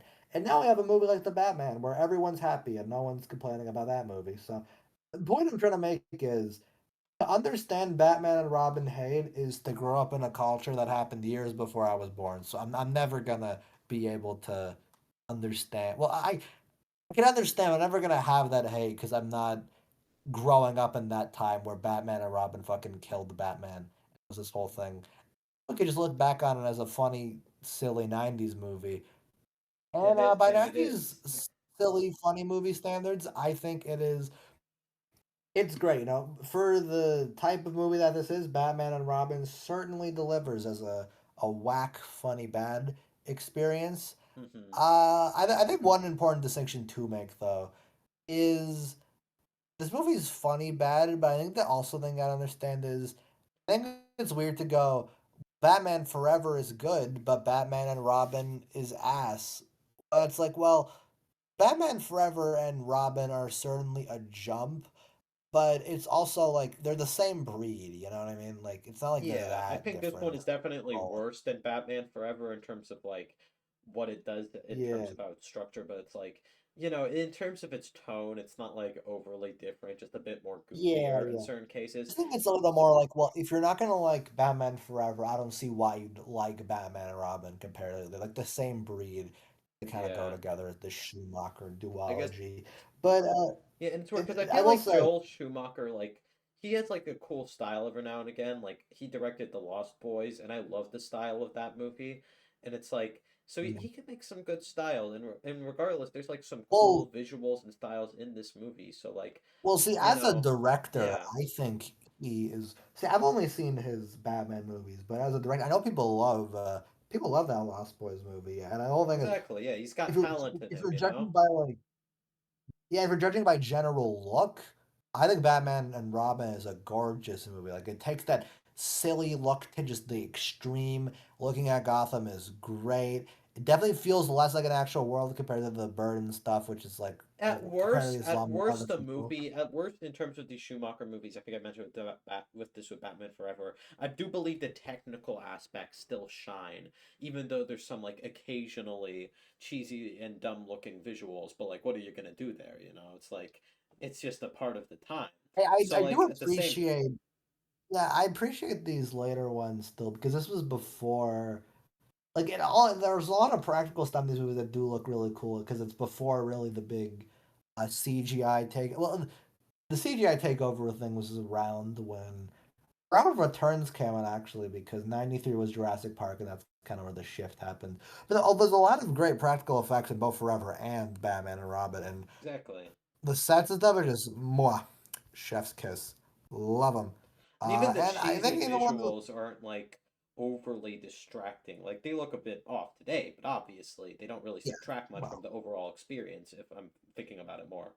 no, no, absolutely not. It's if anything, it contributes to To the the vibe, vibe that the movie but attempts to give off, even though that particular vibe isn't well managed. And this film does have some of that same issue. Like a huge part of it is that Alfred is dying in this movie. Like he's he's mhm, dying. So it's mhm. like interesting because there's like this one similar to the last has like a potentially interesting character conflict with Batman. First off, Batman's not played by George Clooney, which I actually don't hate him as Batman. Like he's not It's kind of funny. amazing, but My he's take, like pretty I said funny, yeah. earlier, and my take here, honestly, I think Clooney is better than Kilmer when it comes I to think I Batman. actually have to I agree. Like he's not a bad I choice think for him at all. honestly, like he's not given the best material, but when he his look and general persona, I think he definitely fits the thing you need for Bruce, which I think is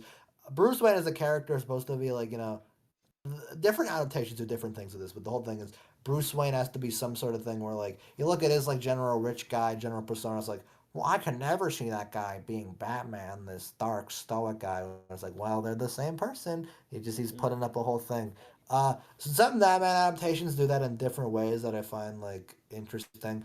But this is he has a general persona for a thing that works well. And as a Batman, he's like, well, he works. I don't know. He's not gonna give much material here. He gets some really shitty lines. From that gay, first of all, not just bad nipples, bad ass this time. So, yeah, yeah, that's funny. yeah, like a lot of The weird opening bit of shots this of him movie in the opening is specifically. yeah, and then the opening bit of it, I think, communicates the tone so well. It's like Cosmonauts. It indicates the tone of the movie. It's fucking funny. The whole thing is where Robin says, can I drive the car? Chicks dig the car. And then Batman goes, this is why Superman works alone. So Superman And is it's been like the into this dog what? universe now. It implies a Superman connection that's never existed, so I don't fucking know Yeah. what they're on about there. But you I know that's fun. We haven't Mm. mentioned Mr. Freeze in Poison Ivy yet, but Mr. Freeze is played by Ooh, Arnold Schwarzenegger, and he's like really funny in this movie. First off, yeah. he makes a bunch This of kind of ice puns, just yeah. like a lot of fucking Similarly ice to puns.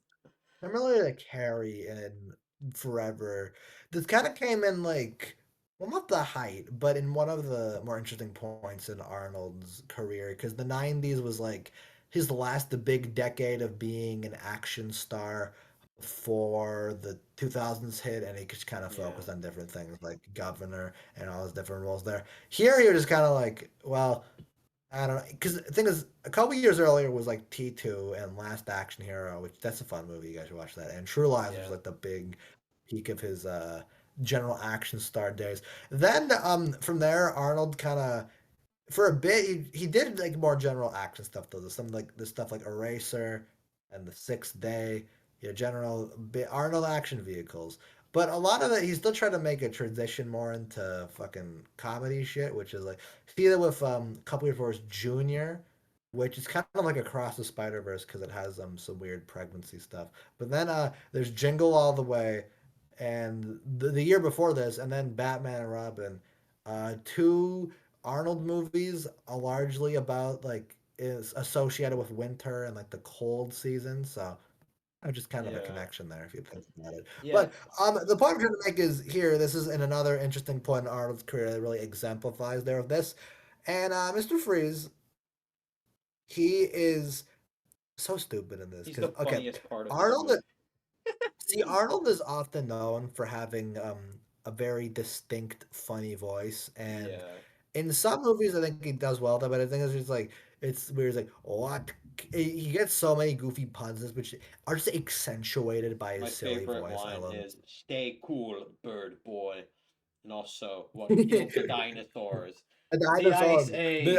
Ice Age. It's so Yeah, stupid. And also his henchmen are yeah, hockey players, which is just so funny. yeah. Like I'm be- going to send you to the cooler. Like, you're come not on, sending like, me to the you're so, cooler. Also the iconic when he yeah, like he gets some of his henchmen to sing Mr. White yeah, Christmas.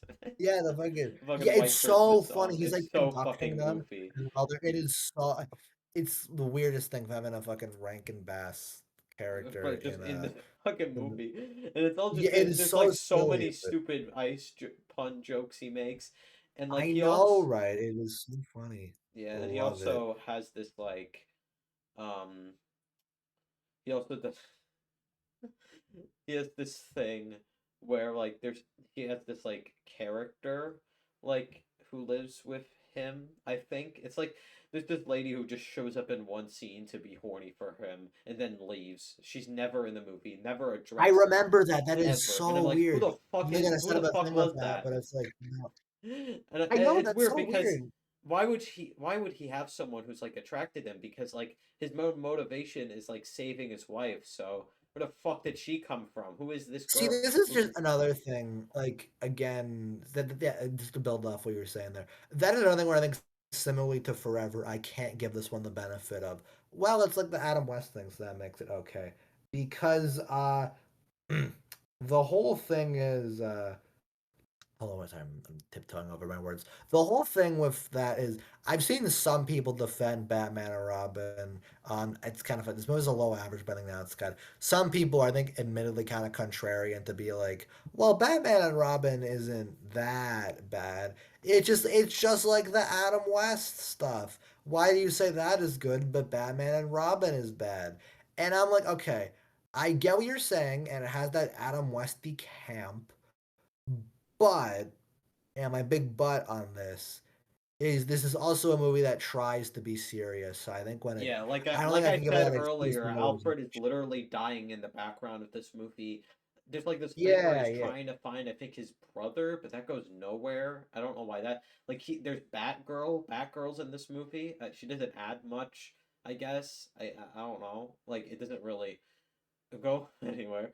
And like at first, I thought there could yeah, have been something interesting here, like Batman is like kind of trying to get Alfred to get back to life, but then he realizes he can't really like control that in some way, like he's trying to cling on to yeah, him in yeah, some way because he lost his parents. But then that is completely gone because he's alive. He doesn't die. Like yeah. kill him. That is a very interesting That could have been like a interpretation that they genuinely don't really even. nice moment if Yeah, he died. It would have been kind of that is sad. a really cool thing they could have done. But again, Joel Schumacher does not really care about that kind of thing, so it went in that more interesting, well, interesting, stupider direction. And I could have had a thing there because the whole thing is that Alfred's illness is supposed to pair with Mr. Freeze's, and that whole thing about his Yeah. wife, or whatever. Which, side note, I I think missed my the Blood wife Batman, the still. I anime, miss her yeah, a lot. literally, that's literally him. But point is, I think it's actually a cool thing because again, it's only a couple years after Batman the animated series, and Mister Freeze did not have a backstory until that show, and that is the backstory every Mister Freeze interpretation uses now. So that's awesome, and that's the one that's used for this. I think that's really cool. But point is, in Batman and Robin now, he's just like he's just that whole thing. I feel like I can't take that seriously because it's just so silly, like Yeah, Mr. Freeze are just silly characters when they do this more serious stuff. And then the movie's always trying to undermine it with having that sillier something shit. tells me if And I this was guy just like, was like well, who acting cares? more like a real person and less like some guy who's making these dumbass ice puns, it's hard to Yeah, take him seriously. You know? yeah. Well, yeah, exactly. That's my whole point of this, especially considering like I think villain wise, it's like so we got Mr. Freeze, that guy There's there, also poison and then ivy. just everything with Poison Ivy is the stupidest shit ever. Because Basically, she first of all, her can origin make is people fall in love her, with her, and then there's like Madonna. She got a a fucking lot of the plant movie thing. Her is Batman and Robin just arguing about it, and it's so It is stupid. so stupid because like his origin scene, I forget who plays that one scientist guy, but the origin scene with him and how that leads to Poison Ivy is so stupid. That whole way that goes around. But then after that, the whole thing is yeah, Batman around. She's like I want her. No, I did. They're betting over. That's how the Bat credit card shows up.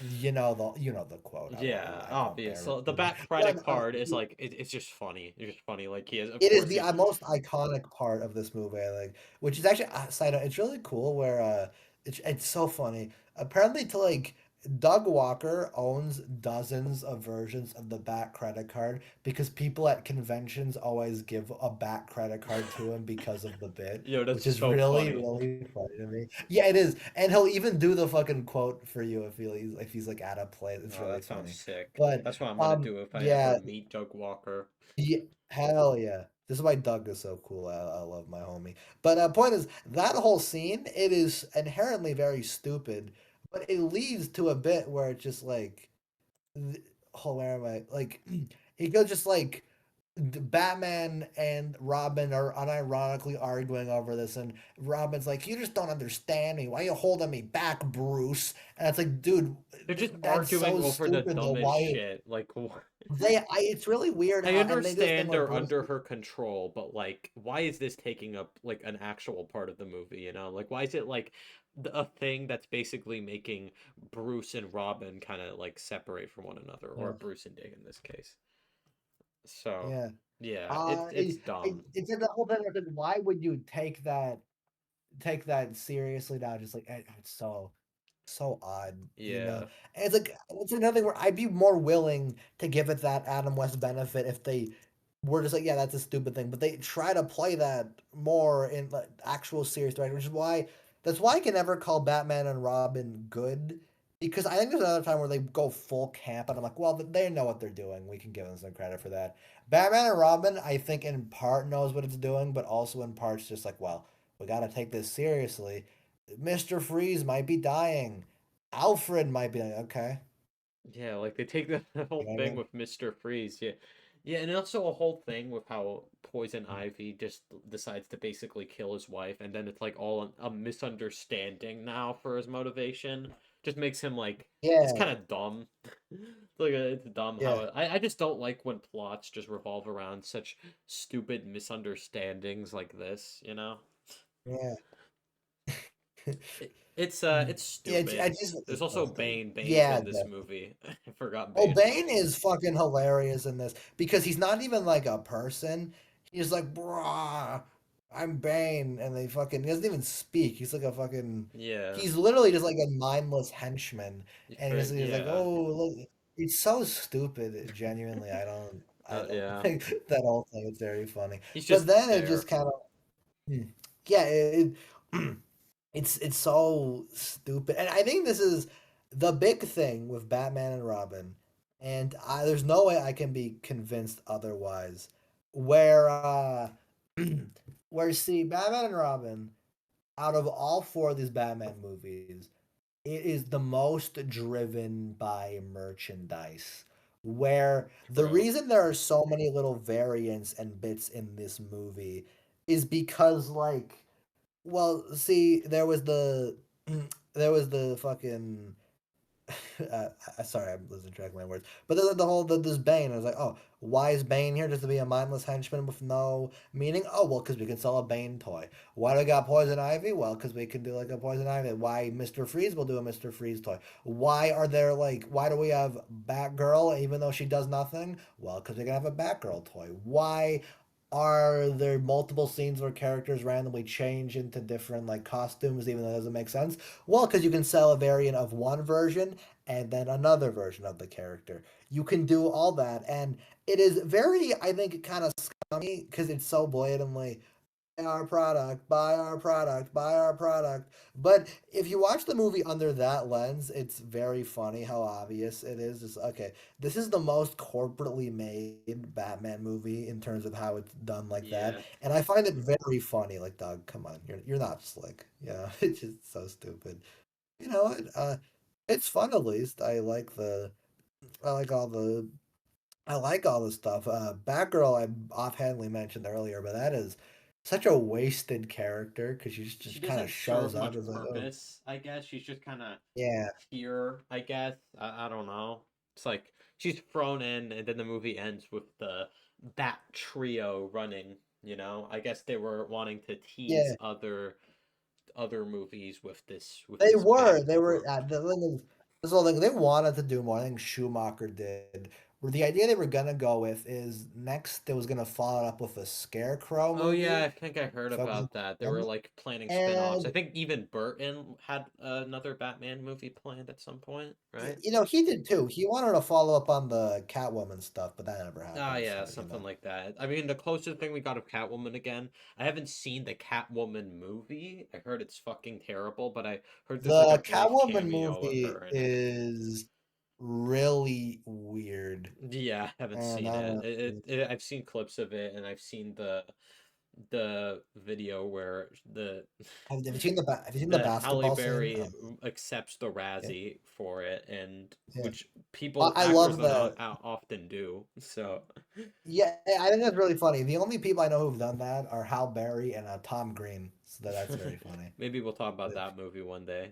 That might be interesting. Yeah, that would be that's a weird ass movie.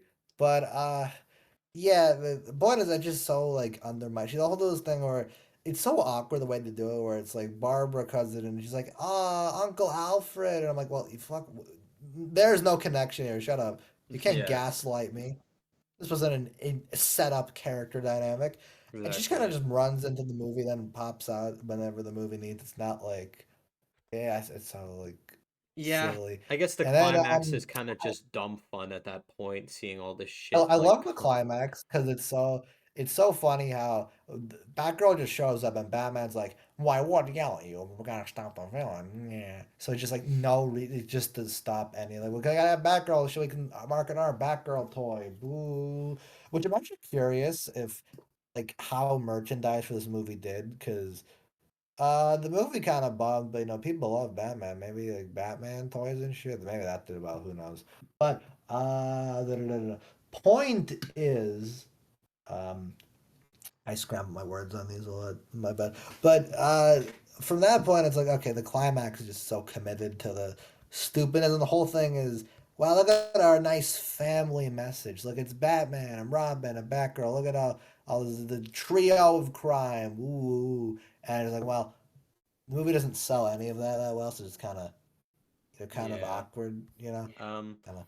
I remember Uh, another thing. I think I saw a clip of n what Nostalgia Critic said in his review is like something about when Batman goes to the auction with the Bat credit card, like him making public appearances now, even though he's supposed to be this like yeah, guy in the shadows. It's kind of similar to how these movies have been like, treating him now, he's not like this dark yeah, shadowy yeah. figure, he's much more goofy now because in action It's very much scenes the in design like of the. the first two, like Yeah, he's relatively like quiet, he's like has a yeah, presence, but now yeah. he's like much more goofy, for the action figures, so people buy stuff. Like you You said got to buy earlier. our Batman figure, you know. Exactly. Mm. So yeah, it's something. It's just a goofy, funny movie, It's like it amps up the insanity from Batman Forever, and it just ends up being entertaining. Like it's not like I feel like Yeah. I've seen this movie before, and I remember it being a bit more goofy, but regardless, it is still like pretty damn goofy, I guess. But I don't know. Then again, that Okay, was I like a get it. long time ago. What, at least that's how it felt. But yeah. Yeah, Regardless, yeah. it's a funny movie. I don't know.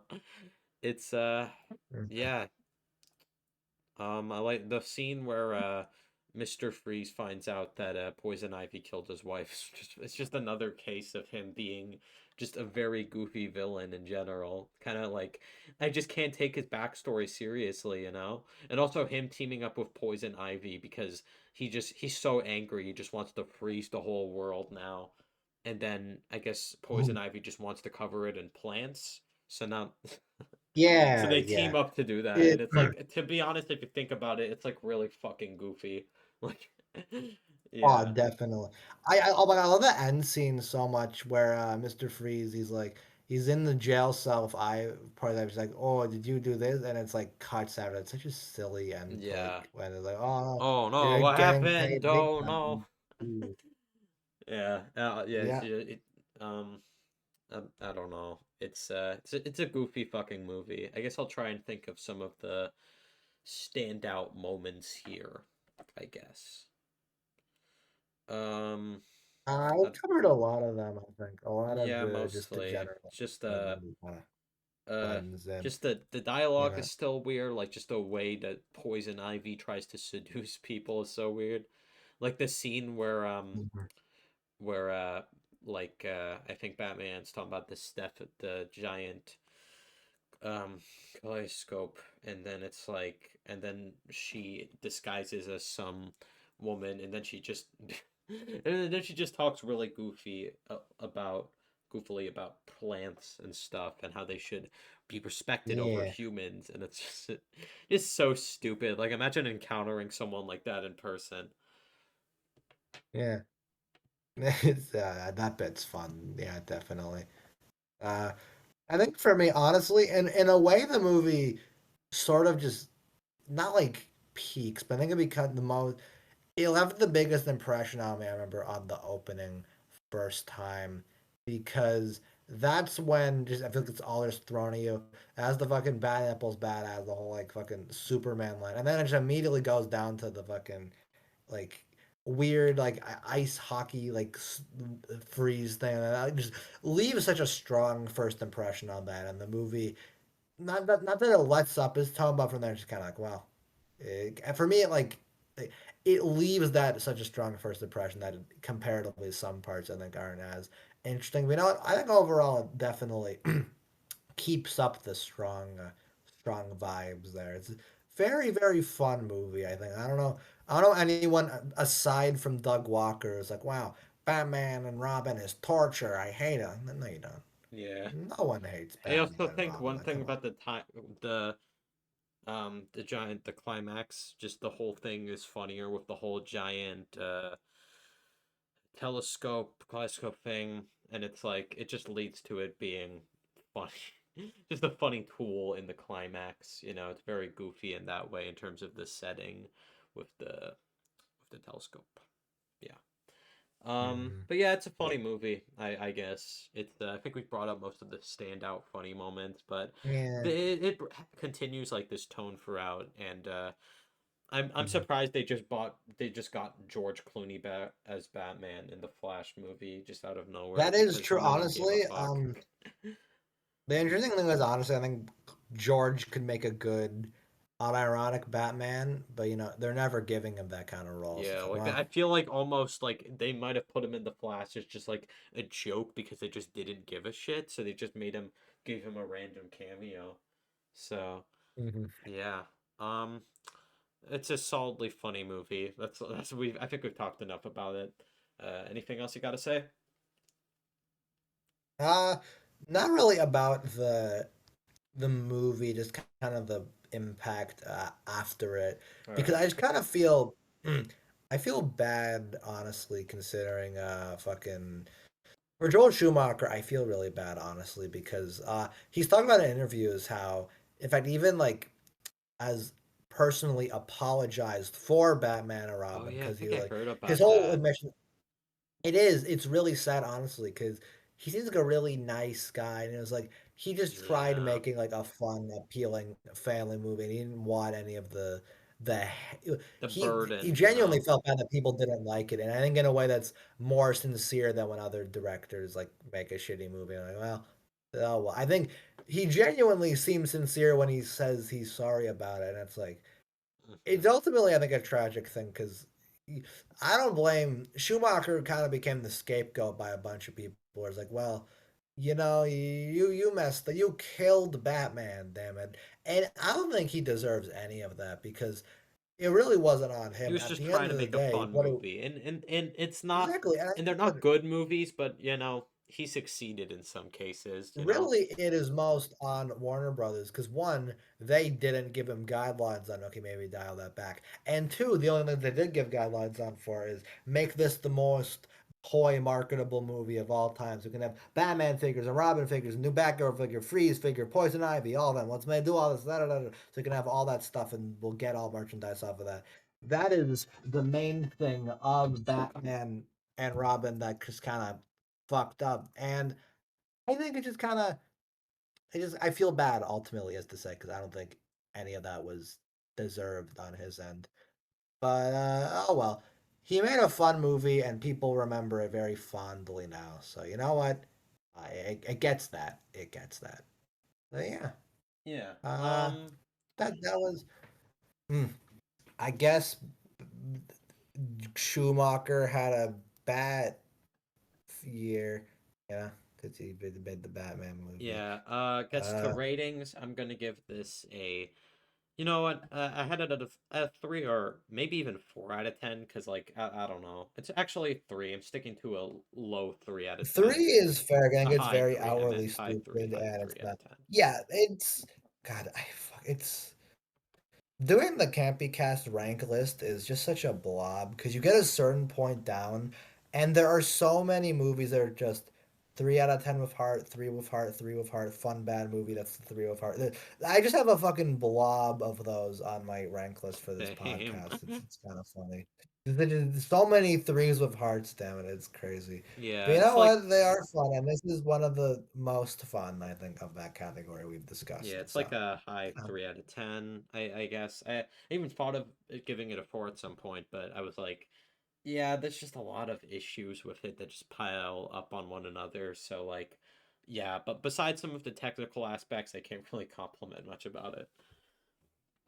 Mm-hmm. Like Yep, makes unironically, even sense. though some of the performances are like goofy and you could tell some people were having fun regardless. It So has technical elements to very much appreciate, but that is the main thing. So, yeah, you know. but still I had some fun with it despite it being bad. Mhm. What about you? Yeah. Did you already say your rating or? Oh, I did. I did. I said All three. right, yeah, Yeah. oh, okay. Did I? Yeah. Okay. Anyways, Yeah. Three. thank you for tuning in for another episode of Campy Cast. Before we conclude, next episodes are big 50th, by the way. I can't believe we've been doing this for Ooh, almost 50th Anthony, can I say episodes. what it is, or are we like edging that? I Uh, guess we'll tease it in some way, you know? It's gonna be a big let's one. We've just been say. building it up for a while, kind of. Not, I guess, Oh, I we don't have. know. I don't know, but we've mentioned Really? the idea before, and we will be Yeah. doing it for a big 50th episode. Um, Let's just say, to give a hint, um, we will it's cook. something Anthony doesn't often do because Like, you don't sure, watch that medium that much. But but we will cook. well, That's let's just say the that Anthony might relate to like a certain character anyway, yeah. So, because he makes a lot of money. um, yeah, thank you for tuning in for another episode of Campy Cast, and bye-bye. Mm, we can't wait to see you again.